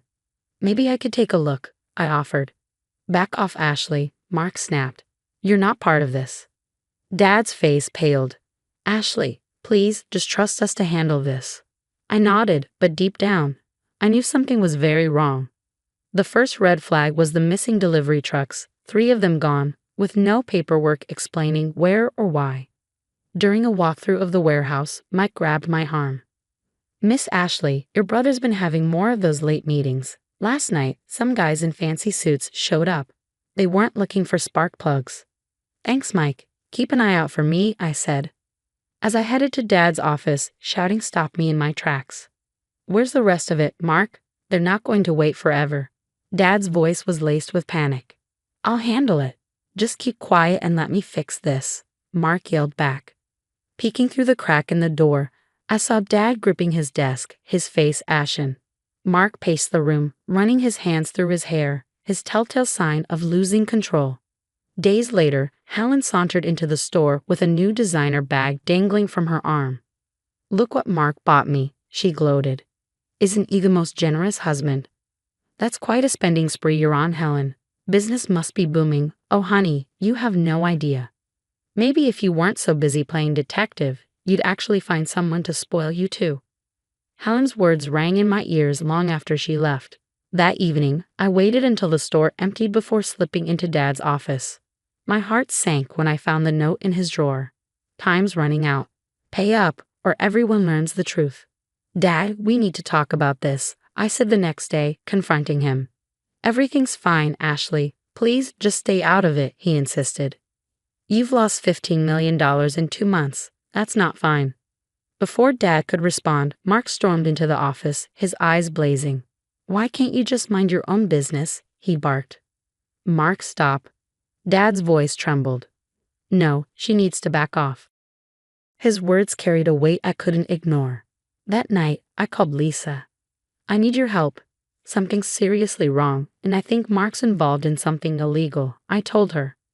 "Send me everything. Bank statements, inventory reports, all of it," Lisa said. "And Ashley, be careful. This feels bigger than just cooking the books." Lisa and I worked late into the night, poring over documents spread across her dining room table. "Holy crap," she muttered, pointing to a stack of invoices. "These are fake. Mark's been inflating parts orders to funnel money through the business." I sifted through bank statements, my hands shaking. "Look at these withdrawals, $50,000 here, $30,000 there. Where's it all going?" Lisa's face darkened. These amounts match deposits at Crown Casino. Ashley, your brother's got gambling debts. Big ones. Mike, the store manager, later confirmed what we feared. He captured footage of Mark meeting shady men in suits at 2 a.m., money exchanging hands. And Dad, he looked terrified in the background. There's more, Lisa said, pulling up Helen's bank records. Your sister-in-law has offshore accounts. They've been hiding assets. Then my phone buzzed. It was Mike. They're here again, he whispered. Your brother's screaming at your dad about some payment being due. Miss Ashley, they mentioned your name. I raced to the store. When I arrived, I found Dad slumped in his office chair, tears streaming down his face. Daddy, please tell me what's happening, I begged. I can't, he whispered, his voice breaking. He said he'd hurt you. Who? These people Mark owes money to. They're dangerous. If I didn't help cover his debts, they'd come after you first. How much does he owe? $2 million. The gambling, the drugs, I've been selling everything I can. But it's not enough. They gave us until Friday. Before I could respond, the office door slammed open. Mark stood there, his face twisted with rage. You just couldn't leave it alone, could you? Had to play detective. How could you do this to Dad? To the business? Mom wailed. Shut up, he roared. You don't understand what's at stake. I understand you're a pathetic addict, I snapped. You'd rather threaten your own family than face the consequences. Mark, please, Dad pleaded. We can find another way. There is no other way, Mark shouted. His finger jabbed toward me. And you've ruined everything. Helen just called the bank. She froze our accounts. What did you do? He spat. What you should have done years ago, I shot back. I'm protecting this family. Mark lunged at me, but Dad stepped between us. Touch her, and I'll call them myself, Dad said, his voice firm. It's over, son. Mark's face hardened. You're both dead to me. When they come collecting, don't expect me to protect you anymore. He stormed out, slamming the door behind him. Through the window, I watched as he climbed into a black SUV, the same one from the security footage. Dad, pack a bag, I said, my voice steady. You're staying with me tonight. Tears streamed down his face as he nodded. Ashley, I'm so sorry. I thought I could handle it. We'll fix this, I told myself. But first, I needed to make some calls. Sometimes, karma just needs a little push. Taking a deep breath, I hit send. The anonymous email detailing Helen's offshore accounts went straight to Mark's business associates. 3 days later, Helen stormed into the store, her face red and streaked with tears. They took everything. The cars, the jewelry, my bags. Mark, what did you do? She screamed. Shut up. Just shut up. Mark's face turned purple with rage. Someone told him about our accounts. They're threatening to break my legs. Helen didn't flinch. I want a divorce. My lawyer's already drawing up the papers. The next morning, 2 IRS agents showed up at the store. Someone, definitely not Lisa, had tipped them off about years of unreported income. The fraud department from our insurance company wasn't far behind. Your brother's going away for a while, Lisa told me over coffee later that week. Tax evasion. Funny how that always gets them. Al Capone went down the same way. Meanwhile, Dad was busy signing new ownership papers, officially making Mike a full partner. I should have trusted you from the start, Princess, Dad said, his voice heavy with regret. Mark, he stopped being my son the moment he threatened you. Dad, the business is going to be fine, I reassured him. Our new inventory system is already showing better profits. A few days later, my phone buzzed with a restricted number. Mark's voice crackled through the line. Ashley, please, I'm facing serious time. I'm sorry for everything. I didn't reply. I hung up and blocked the number. 6 months later, Dad and I stood together in the newly renovated flagship store. The fresh sign outside read, Michael and Sons Auto Parts. Family owned since 1985. Your mother would be proud, Dad said, squeezing my hand. She always said you had her business sense. Mike mentioned casually. We got a postcard. From Mark's ex-wife. She's in Miami now, living with some rich developer. Mark? He's looking at 8 years minimum. I tossed the postcard in the trash. Some people call it karma. I call it justice. The business is thriving now.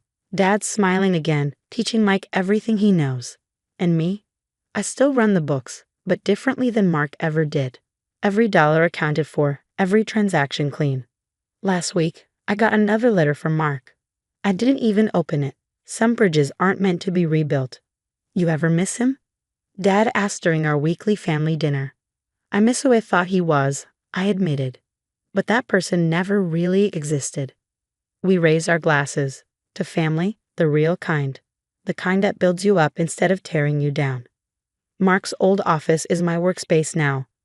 Sometimes karma does need a push, but once it starts rolling, you'd better get out of its way. What would you do if you discovered your sibling was hiding crimes and threatening your family to keep it secret? Would you expose them immediately or try to handle it quietly? Share your thoughts in the comments. I'd love to hear your stories of dealing with toxic family members and how you protected yourself and your loved ones. If this story of standing up to betrayal resonated with you, hit subscribe for more real stories about overcoming toxic relationships and finding justice. New videos every week about survival, revenge, and coming out stronger. Don't forget to like and share if you enjoyed this story of karma finally catching up to those who deserve it. Hi, I'm Melissa, a 37-year-old real estate agent in suburban Chicago. And let me tell you, life has a way of throwing curveballs when you least expect it. Like, what do you do when your husband's estranged daughter suddenly shows up, claiming half of your house? 7 years ago, I met Tom at a client appreciation event. He was charming, successful, and refreshingly honest about his past. He was a divorced dad raising his son Jason alone after his ex-wife, Anna, walked out. We clicked immediately, and within a year, we were married. You've brought so much light back into our lives, Tom told me one evening as we painted what would become Jason's gaming room in our new house. I found the fixer-upper, and we pooled our savings to turn it into our dream home. I'll never forget Jason's reaction when he saw his finished room. This is seriously the coolest thing ever. Can we add LED strips to the ceiling? He asked with a grin. Jason and I have had an amazing relationship ever since. He's 16 now, into coding and basketball. And we have a weekly tradition of Sunday pancake competitions. Last week, he made a pancake that looked like his math teacher, complete with syrup glasses. But not everything has been pancakes and paint swatches. Tom's mother, Margaret, has always been challenging. Last month at dinner, she couldn't resist her usual routine. Sarah would have loved this house. Such a shame she's not here to enjoy it, she said, referring to Tom's daughter. Then she added, Anna only left because Tom worked too much. I took a deep breath and changed the subject like always. Sarah is a complicated part of Tom's past. She was 12 when Anna left, and she's 26 now. Despite my efforts to reach out, Christmas invites, birthday cards, texts, Sarah has always kept her distance. Maybe next time, she'd say, but that next time never came. Thank goodness for my support system. Yesterday, over coffee on our shared patio, I vented to my neighbor Claire. You've done everything you can, Melissa. Some people just don't want to be reached, she said. Melissa, you're literally the most patient person I know, added Jessica, my colleague and close friend, who'd stopped by with some contracts. What can I do? She's family now, I sighed, sipping my coffee. Even if every holiday dinner with Margaret is a reminder of how Sarah would have decorated differently, at least Tom has my back. Just last week, he told his mom, Melissa is my wife and Jason's stepmom. She's family. Either treat her with respect or we'll need to rethink these weekly dinners. But nothing could have prepared me for what happened next. One quiet Sunday morning, the doorbell rang. When I opened the door, there stood Sarah, with 2 oversized suitcases, looking nothing like her glamorous Instagram photos. Daddy, I'm home, she cried, rushing past me and into Tom's arms. My acting career didn't work out, and I need a place to stay. Before I could process what was happening, Margaret appeared as if summoned by Sarah's return, like a fairy godmother with an agenda. Of course you'll stay here, sweetheart. This is your home too, she cooed, turning to Tom. Tell her this is her home. I saw the guilt flood Tom's face as he said, Of course, princess. Stay as long as you need. Later that night, I tried reasoning with Tom. We should help her find her own place. The guest room isn't a long-term solution. She's my daughter, Melissa. I wasn't there for her before, he said, shutting the conversation down. Within a week, Sarah called a family meeting. She spread papers across our dining table, her voice sharp. This house should be half mine. It's my birthright as Daddy's firstborn. I deserve a stake in the family property. I couldn't believe my ears. Sarah, Tom, and I bought this house together. We renovated the house ourselves. Oh please, Sarah scoffed, rolling her eyes. Everyone knows you manipulated Dad into buying it. Right? Margaret chimed in, perched smugly at the dining table. It does seem convenient how a real estate agent managed to snag both my son and a luxury home. The manipulation didn't stop with Tom, it extended to Jason. One afternoon, I overheard Margaret whispering to him, "Don't you think it's weird how she tries to act like your mom? She probably just wanted a ready-made family to control." That evening, Jason barely spoke to me at dinner, and my heart broke. Then, things started disappearing. First, my grandmother's pearl necklace vanished from my jewelry box. Then, I caught Sarah rifling through our home office. "What are you doing?" I demanded. "Just looking for Dad's old photos," she replied, shoving papers into her back. The final straw came during Friday dinner when Sarah and Margaret tag-teamed Tom. "Daddy, I need a fresh start," Sarah began. "The house has so much equity, Tom," Margaret interrupted. "Refinancing would barely impact your monthly payments." Sarah needs her father's help. Tom hesitated, his guilt written all over his face. "We could take out enough for her debts and maybe a small business loan," he mused. I stood abruptly, my hands trembling. "We're not refinancing our home. This has gone too far." "You're so selfish," Sarah cried, her voice shrill. "This is why Mom left. Dad always chooses other women over his real family." I watched Tom crumble under the weight of her words, but something in me snapped. This wasn't just about a house anymore.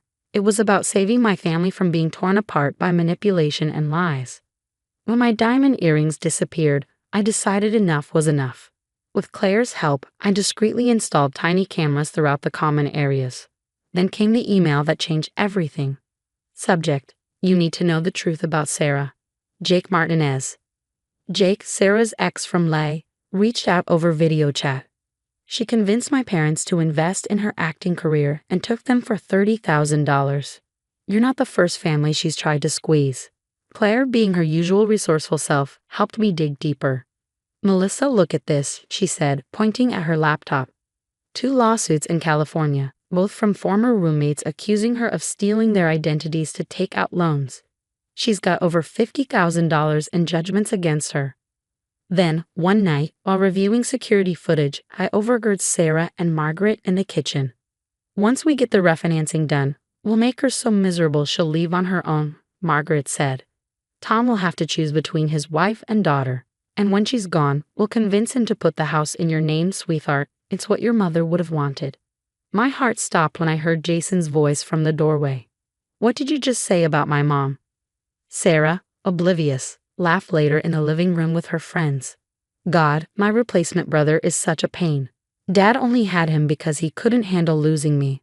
Poor substitute kid." That night, Jason hugged me tightly. "You're my real mom, Melissa.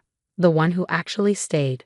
The turning point came when I confronted Sarah about a missing check from Tom's business account.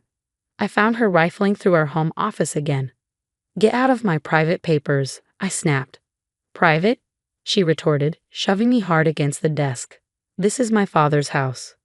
The cameras caught everything: her assault, her rummaging through documents, even her pocketing Tom's checkbook.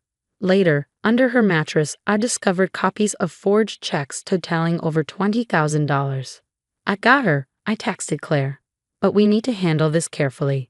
I gathered every piece of evidence: Jake's testimony, the lawsuits, the security footage, and the forged checks. The final blow came when I checked our bank statements. Sarah had already cashed 3 forged checks at different branches. Tom was in his study when I showed him the file. As he flipped through the evidence, his face shifted from shock to anger to heartbreak. "No more enabling. No more guilt," he said quietly. "Call the police." We held a family meeting that night, with Margaret and Sarah seated at the dining table. I placed the thick folder of evidence in front of them. "Before anyone speaks," I said, "you need to see this." I laid everything out: photos of Sarah stealing, video footage of the assault, the forged checks, and Jake's testimony. "You wouldn't dare use this against me," Sarah hissed. "Daddy, she's trying to turn you against me." Jason stepped forward, his hands shaking. Stop calling him that. You don't care about this family, you only care about yourself. Tom hesitated for a moment, then pulled out his phone. Jason, show her what she said, he said quietly. Jason didn't need to be asked twice. He played the video of Sarah mocking him as a replacement child. Her voice echoed through the room like a dagger slicing through the air. Before anyone could react, my phone buzzed on the table. I answered on speaker. It was Jake. Melissa, he said, his tone grave. The LAPD wants to talk to Sarah about a rental scam. Turns out she took deposits from 12 families for the same property. It's all catching up to her. Sarah's eyes darted around wildly. You're all against me, she screamed, lunging toward the pile of evidence on the table. Tom caught her by the arm, his voice firm. That's enough, Sarah. I've seen everything I need to see. Minutes later, the police arrived. Sarah's face twisted with rage as they led her out in cuffs. Margaret, ever the master manipulator, tried one last desperate play. I'll go to the church board, she threatened. Everyone will know how you've destroyed this family. But Claire stepped in with the precision of a practiced lawyer. Funny you should mention the church, Margaret, she said, her voice cutting through the room like steel. Their annual audit found some interesting transfers from the charity fund to Sarah's accounts. Care to explain?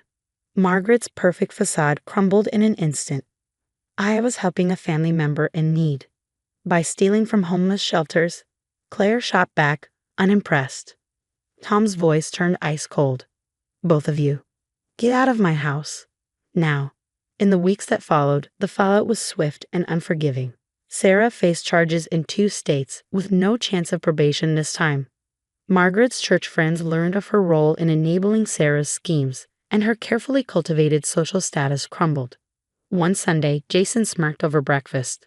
Mom, you should have seen Grandma at church. She has to sit alone in the back row. No one will even look at her. Sarah's court date came quickly. Tom and I sat side by side as the judge read out the charges: forgery, fraud, assault, and more. The weight of her actions finally caught up to her. That evening, sitting on our porch swing, Tom took my hand in his. I'm sorry I ever doubted you, he said, his voice thick with emotion. You fought for this family when I was too blinded by guilt to see the truth. 6 months later, life settled into a new rhythm. Jason made the honor roll and started a coding club at school. Tom's business flourished, and I launched a program teaching women about real estate investment and financial independence. One day, I helped a woman buy her first house after leaving a toxic marriage. As I handed her the keys, she hugged me tightly. How did you know exactly what I needed? She asked. Let's just say I understand toxic people, I replied with a smile. Sometimes the best revenge is building a beautiful life without them. Sarah wrote once from prison, a manipulative plea that went straight into the shredder. Margaret, now living alone, lost her church position and her carefully curated reputation. Oh, we didn't look back. Sometimes you have to lose the family you thought you needed to protect the one you actually have. Reflection. What would you do if someone you trusted was secretly scheming to take everything you've worked for? Would you expose them immediately or try to protect the ones you love from the harsh truth? Share your thoughts in the comments below. Hi, I'm Barbara, a 29-year-old interior designer from Chicago. Trust me, this story will show you that family isn't always what it seems. Honey, I think those modern pendant lights you picked would look perfect here, James says, watching me arrange furniture in our latest project, a luxury penthouse. That's my fiancé, always cheering me on. You're just saying that because you want to sell this place faster, I tease, though inside, I'm glowing. We're a dream team. He develops properties, I design them. Then my phone buzzes. Mom. Barbara, don't forget your brother's promotion party tonight. Don't be late like last time. I had a client meeting, Mom. Some of us actually work for what we achieve. Don't start with that attitude, she snaps. Tyler worked hard to become VP at your father's company. Hard work? Sure, like the time in high school when he took credit for my art project and won first place. Or when he convinced Dad not to fund my first design studio. But Tyler's always been the golden child. Later at the party, I'm showing Sarah, Tyler's wife, my wedding dress sketches. I'm having the family diamonds some into the neckline. Mom finally agreed. That's wonderful, Sarah says, her smile tight as her eyes flicked to my engagement ring. Baby sis. Tyler slurs, stumbling over, whiskey heavy on his breath. Still playing with your little decoration business. It's called interior design, Tyler. And for your information, I just landed the Peterson contract. Dad cuts in, frowning. The Peterson contract? I was going to refer them to Thompson Designs. I got it on my own, Dad. Not everything has to come through you. Tyler sneers. Speaking of connections, I need to borrow some cash. Just temporary. Again? Sarah hisses, gripping her drink. We talked about this. Later, I catch Tyler on the phone in the garden. I'll get your money. Just give me more time. Back at the bar, James slides up beside me. Your mom's asking about wedding plans. She seems intense. Wait till you see the dress. Vintage Vera Wang, modernized with the family diamonds. Mom nearly fainted when I suggested it. I laugh. James chuckles. As long as you're happy, though your brother seemed very interested in those diamonds. Tyler's always interested in anything valuable that isn't his, I say, watching him across the room, charming investors while Sarah clutches her drink alone. That's my family, picture perfect on the outside, rotting on the inside. But soon, I'll have my own family with James, my own life. If only I'd known what was coming. The morning of my wedding week, the estate was buzzing with family and guests. It should have been exciting. Instead, I woke to my worst nightmare. No, my scream echoed down the hall. There it was, my wedding dress. Shredded, drenched in what looked like red wine. The family diamonds, gone. What's going on? Mom rushed in, still in her robe. She froze, her gasp sharp and calculating. Barbara, what have you done? What have I done? This is my wedding dress. Why would I destroy it? She crossed her arms. The insurance policy you insisted on last week. That was your idea. You said I needed coverage for the diamonds. James burst into the room, followed by Tyler and Sarah. Babe, what happened? Someone destroyed my dress and stole the diamonds. I checked the security footage, Tyler announced. It's gone. Strange timing, huh, sis? What are you implying? I demanded. Tyler smirked, pulling out his phone. You've been researching insurance fraud. He held up screenshots of my supposed browser history. That's impossible. I didn't. And then there's this. He hit play on a recording. My own voice echoed in the room. The diamonds alone are worth enough to start over. It was from a conversation with Madison about starting my own firm. I protested, blaring at Tyler. Completely out of context. James stepped back, his face clouded with doubt. Barbara, just tell me the truth. You can't seriously believe this, I snapped. I'm being set up. Dad stormed into the room, his voice thunderous. The police are on their way. This is criminal, Barbara. I stared at him in disbelief. You called the police on me? Alina, our housekeeper, hovered by the door, wringing her hands. Miss Barbara was in her room all night. I brought her tea at midnight.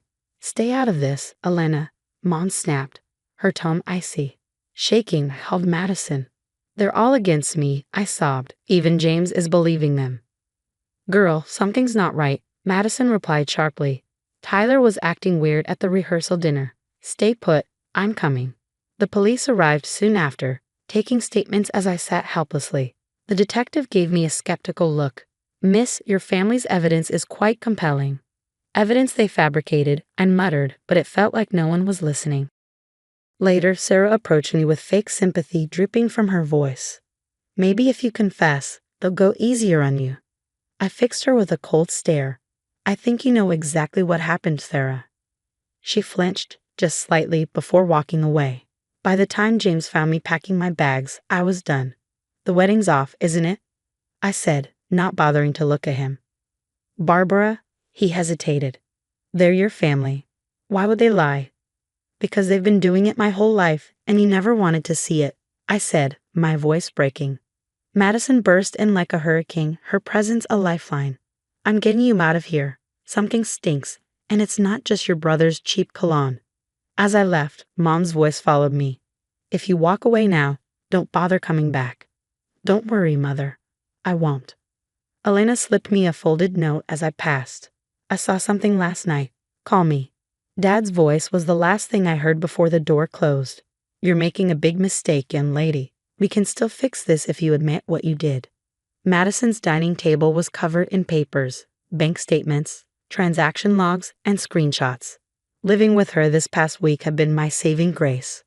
Tyler's been moving money around like a shell-game artist, Madison said, pushing a statement toward me. My hands trembled as I scanned the documents. These withdrawals, they're always right before his business trips. And these deposits, Lucky Star Gaming, Royal Flush Casino. My phone buzzed. It was Elena. Miss Barbara, she whispered, her voice shaky. I need to tell you something. Last night wasn't the first time. What do you mean? I asked, gripping the phone tightly. Mr. Tyler, he's been having these calls late at night in the garden. Last week, I heard him begging someone for more time. They said something about breaking legs. He was crying. Did you tell my parents? They don't listen to the help, miss. But there's more. The night your dress was destroyed, I heard him again. He said, "It's done. You'll get your payment tomorrow." Madison's eyes widened. Barbara, look at this. She pointed at more records. Tyler's been visiting First Choice Pawn every Tuesday for the past month. The family diamonds. And this deposit, I said, my heart sinking. It's massive, and it's the day after my dress was destroyed. My phone dinged with a text from Sarah. We need to talk. Tyler's acting strange. Don't respond, Madison warned. It could be another setup. Before I could decide, Tyler's name flashed on my screen. Against my better judgment, I answered, putting it on speaker. Madison hit record. You need to back off, Tyler hissed. Or what? I shot back, going to destroy another dress. Listen here, he snarled. You have no idea what you're dealing with. Keep digging, and things will get a lot worse than a ruined wedding. Are the loan sharks squeezing you that hard, brother dear? His breath caught. You don't know anything. Of what I do, I said, my voice dripping with contempt. First Choice Pawn. The casinos. The late night calls. If you don't shut your mouth, Tyler, your little empire will crumble. Accidents happen, sis, he growled. Consider this your only warning.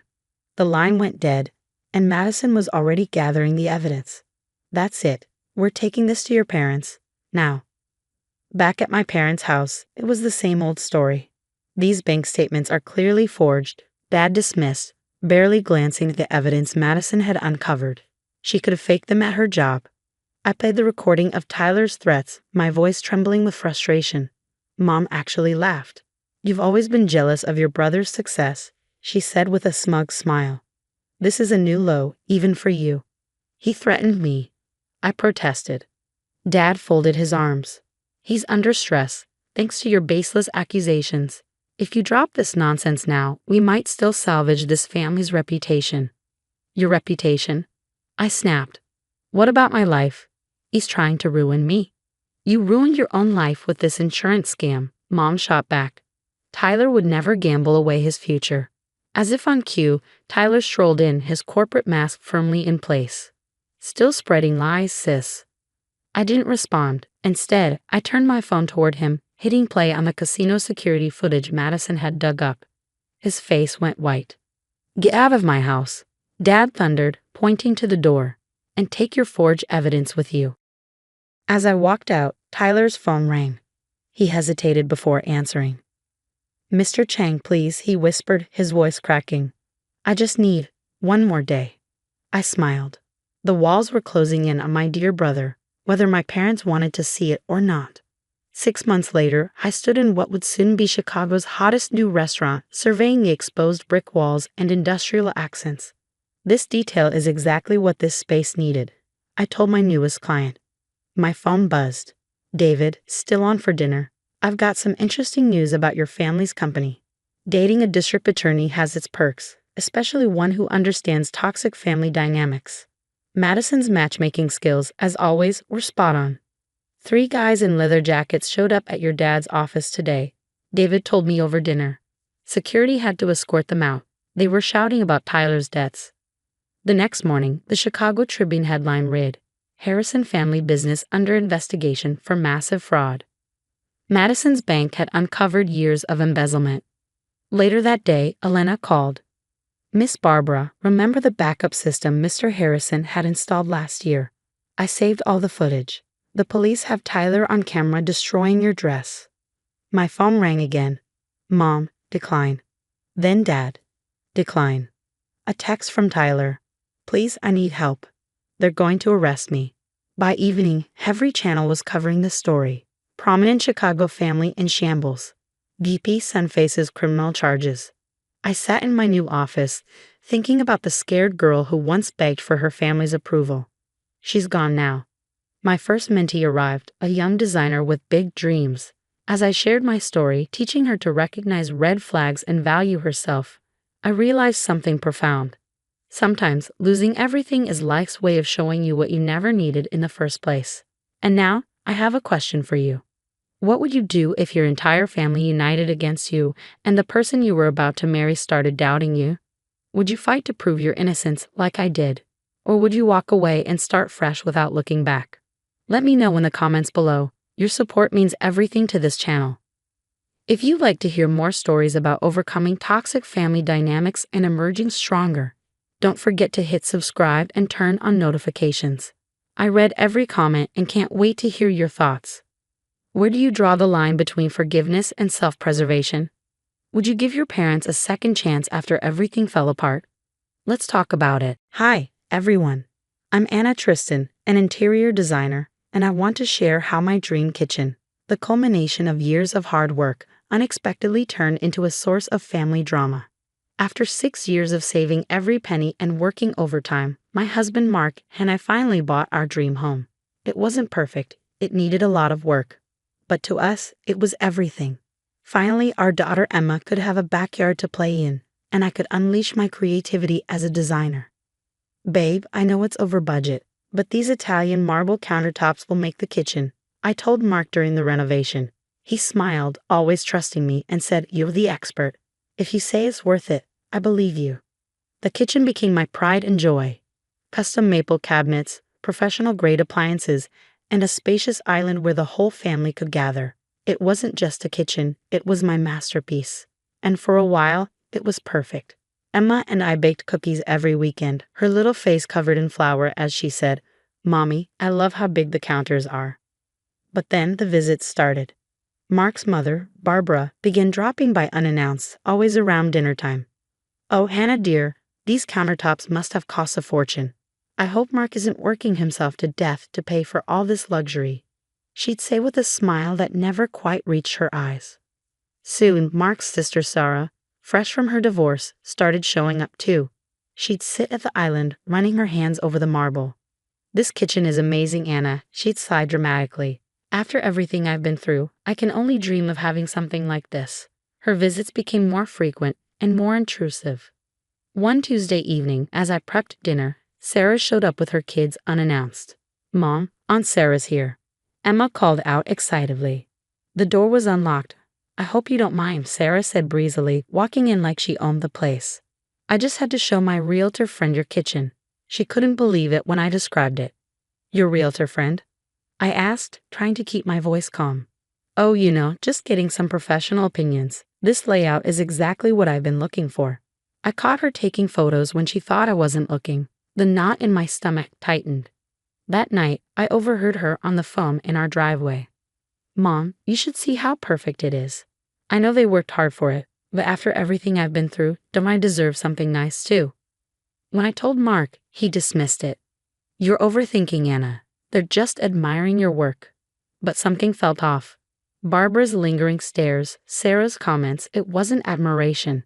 It was envy. Sunday dinner was the final straw. "A fresh start is exactly what Sarah needs right now," Barbara announced casually, "and your house would be perfect for her." I choked on my wine. "Excuse me?" "Mom, we've talked about this. We're not selling," Mark said firmly, but I noticed he avoided eye contact with Sarah. Barbara waved him off. "Oh, come on, Mark. Anna's expensive tastes must be bleeding you dry. Those marble countertops alone probably cost more than Sarah's first car." "Actually, I got them at a designer discount," I said, trying to keep my cool. "Designer discount or not, I heard some hefty withdrawals have been made lately," Barbara added smugly. "Small town, sweetie. People talk." I froze. Was she talking to bank tellers about our finances? That evening my cousin Amy called. "Anna, is everything okay? Barbara was at bridge club saying Mark's working 2 jobs to cover your spending." What? I nearly dropped the phone. That's not true. Where is she getting this? The next day, Sarah showed up unannounced again. Madison, Tyler, she called to her kids. Go help yourselves to anything in the kitchen. Anna always keeps it stocked. The good snacks? This isn't a convenience store, Sarah, I said through gritted teeth, watching her kids raid my pantry like it was their personal treasure trove. Family helps family, right? She replied, unfazed. Speaking of which, I had my realtor draw up an offer. It's below market value, but considering my situation, we're not selling. Period. I cut her off, my voice sharp. Don't be selfish, Anna. You can just design another kitchen somewhere else. I was still seething when Thursday's family dinner delivered the ultimate bombshell. Barbara stood up, tapping her wine glass with a spoon like she was announcing an engagement. I have wonderful news, she exclaimed, beaming. Sarah and the kids will be staying here while their rental gets fumigated. My fork clattered onto my plate. Absolutely not. It's just for a few weeks, Sarah chimed in, clearly delighted. The kids already picked their rooms. You did what? My voice trembled with anger. Mark finally found his voice. Mom, Sarah, you can't just decide these things without asking us. Oh, honey, Barbara said, feigning hurt. I knew Anna would overreact. This is why everyone says she's so materialistic. Heaven forbid she share her precious kitchen. Get out, I whispered, my voice shaking. Then louder, get out of my house. Barbara dabbed her eyes with a napkin, playing the victim. See how she treats family, Mark? Your sister needs help and your wife only thinks about herself. That night, Mark and I had our first real fight about his family. Maybe we could help them out for just a few weeks, he suggested hesitantly. Are you serious? They're manipulating you. Can't you see that? They're still my family, Anna. And what am I? The evil wife who won't share. They're spreading rumors about us. At the bank, at the bridge club, they're trying to force us out of our own home. You're being paranoid. No, I'm being smart. This isn't about helping Sarah. This is about taking what's ours. I stormed upstairs, slamming the bedroom door behind me. My mind raced. I needed proof, something concrete to show Mark what his mother and sister were really up to. The next morning, as I rifled through my jewelry box, my heart sank. What do you mean my tennis bracelet is missing? I muttered to myself. Worse, our house documents had vanished too. After a sleepless night, I called Linda, a private investigator a colleague had recommended. The retainer fee is steep, Linda warned during our coffee meeting. I don't care, I said. Something's not right, and I need to know what it is. 2 weeks later, Linda called. You better sit down for this, she said. Remember Sarah's sob story about her ex-husband David being a controlling jerk? Yeah, I said cautiously. Well, turns out it's the other way around. She was embezzling thousands from their business accounts. David agreed to a quiet divorce in exchange for dropping the charges. I felt sick. There's more, Linda continued. Your mother-in-law and sister-in-law have a history. Remember Aunt Patricia's house? The one Sarah lived in briefly before it was sold. Mark said Patricia wanted to help Sarah get back on her feet. Patricia didn't do anything. Barbara, acting as her power of attorney, forced the sale while Patricia was in the hospital. The money disappeared into Barbara's accounts. I gripped the edge of the table, trying to steady myself. They've done this before. 3 other family members, Linda confirmed. Same pattern. Sarah plays the victim, Barbara manipulates the situation, and properties get sold under market value. That evening, I discovered the missing documents in Sarah's forgotten purse. Just helping organize, she claimed, but her face paled when a small jewelry bag fell out. Organizing what exactly? My jewelry? I asked, holding up the bag. Don't be ridiculous. That's mine. Funny, I said, opening the bag. It has my initials engraved on it. Care to explain? She fled, but not before I snapped photos of everything. Later, I confronted Barbara alone. I know about Aunt Patricia's house, I said coldly. I have no idea what you're talking about, she replied, but the flicker of panic in her eyes gave her away. The power of attorney. The missing money. Ring any bells? You're delusional, she snapped. No one will believe you over family. David might, I said. I hear he's still interested in those missing company funds. For the first time, real fear flashed across her face. That night, I laid everything out for Mark. The documents, The photos, Linda's report. I don't want to believe this, he whispered, staring at the evidence. They were planning this before Sarah's divorce. They targeted us, our home, just like they did to Patricia and the others. But we need to be smart about this, Mark said, his voice steady. I trust you, Jess, and I'm so sorry I didn't believe you sooner. As we stayed up late strategizing, something became clear. This wasn't just about protecting our home anymore. It was about justice, not just for us, but for Patricia and everyone else they'd hurt. And I knew exactly how to ensure they never did this to another family again. 3 weeks later, we sat at the kitchen island, the one they tried so hard to steal, watching the aftermath unfold. Social media notifications, pinged, and family gossip filled our phones. Did you see Barbara's Facebook post? I asked Mark, showing him my screen. She's taking a sabbatical to focus on herself. Basically, she's running away to Florida. Mark smirked. After what James found about Patricia's will? Not surprising. The family group chat is on fire. My phone buzzed again, a text from Linda. Sarah just got served. Embezzlement charges and custody papers. David's lawyer says it's airtight. Mom, is Aunt Sarah going to jail? Emma asked, wandering in with her breakfast bowl. No, sweetie, I said, kneeling beside her. But she might have to make up for some of the mistakes she's made. The doorbell rang. Standing there was Barbara, looking desperate. Please, he begged. You have to help Sarah. She can't lose the kids. We're family. Mark stepped forward, his voice calm but firm. Family? Family doesn't steal. Family doesn't manipulate. Family doesn't try to force people out of their homes. I was only trying to... To what, Mom? Mark interrupted. Steal another house? Like you did to Aunt Patricia. That was different, Barbara snapped, her tone defensive. Get out, Mark said quietly, and don't contact us again. Later that evening, Amy called with updates. Sarah's kids are staying with David now, she said. She's facing serious charges, and no one in the family is willing to help her. Oh, and Barbara's been kicked out of her bridge club. Apparently, stealing from your elderly aunt doesn't sit well with polite society. Months passed. My design business thrived, turns out. Showcasing my dream kitchen attracted high-end clients. Mark got promoted, and Emma's grades improved now that the house was free of toxic drama. One evening, while I was prepping dinner, Mark wrapped his arms around me from behind. Thank you, he said softly, for fighting for us, for seeing what I couldn't. We fought together, I replied, leaning into him. That's what real family does. Cookie time, Emma called, skipping into the kitchen with a smile. As I watched my husband and daughter laugh together, surrounded by the kitchen I poured my heart into, I realized we gained something far more valuable than just keeping our home. We'd found our strength, our truth, our peace. No toxic family members required. What about you? Would you have exposed Sarah and Barbara's schemes right away or waited to gather more evidence like I did? Sometimes staying quiet reveals people's true colors, but it can also mean enduring more pain. Drop your thoughts below.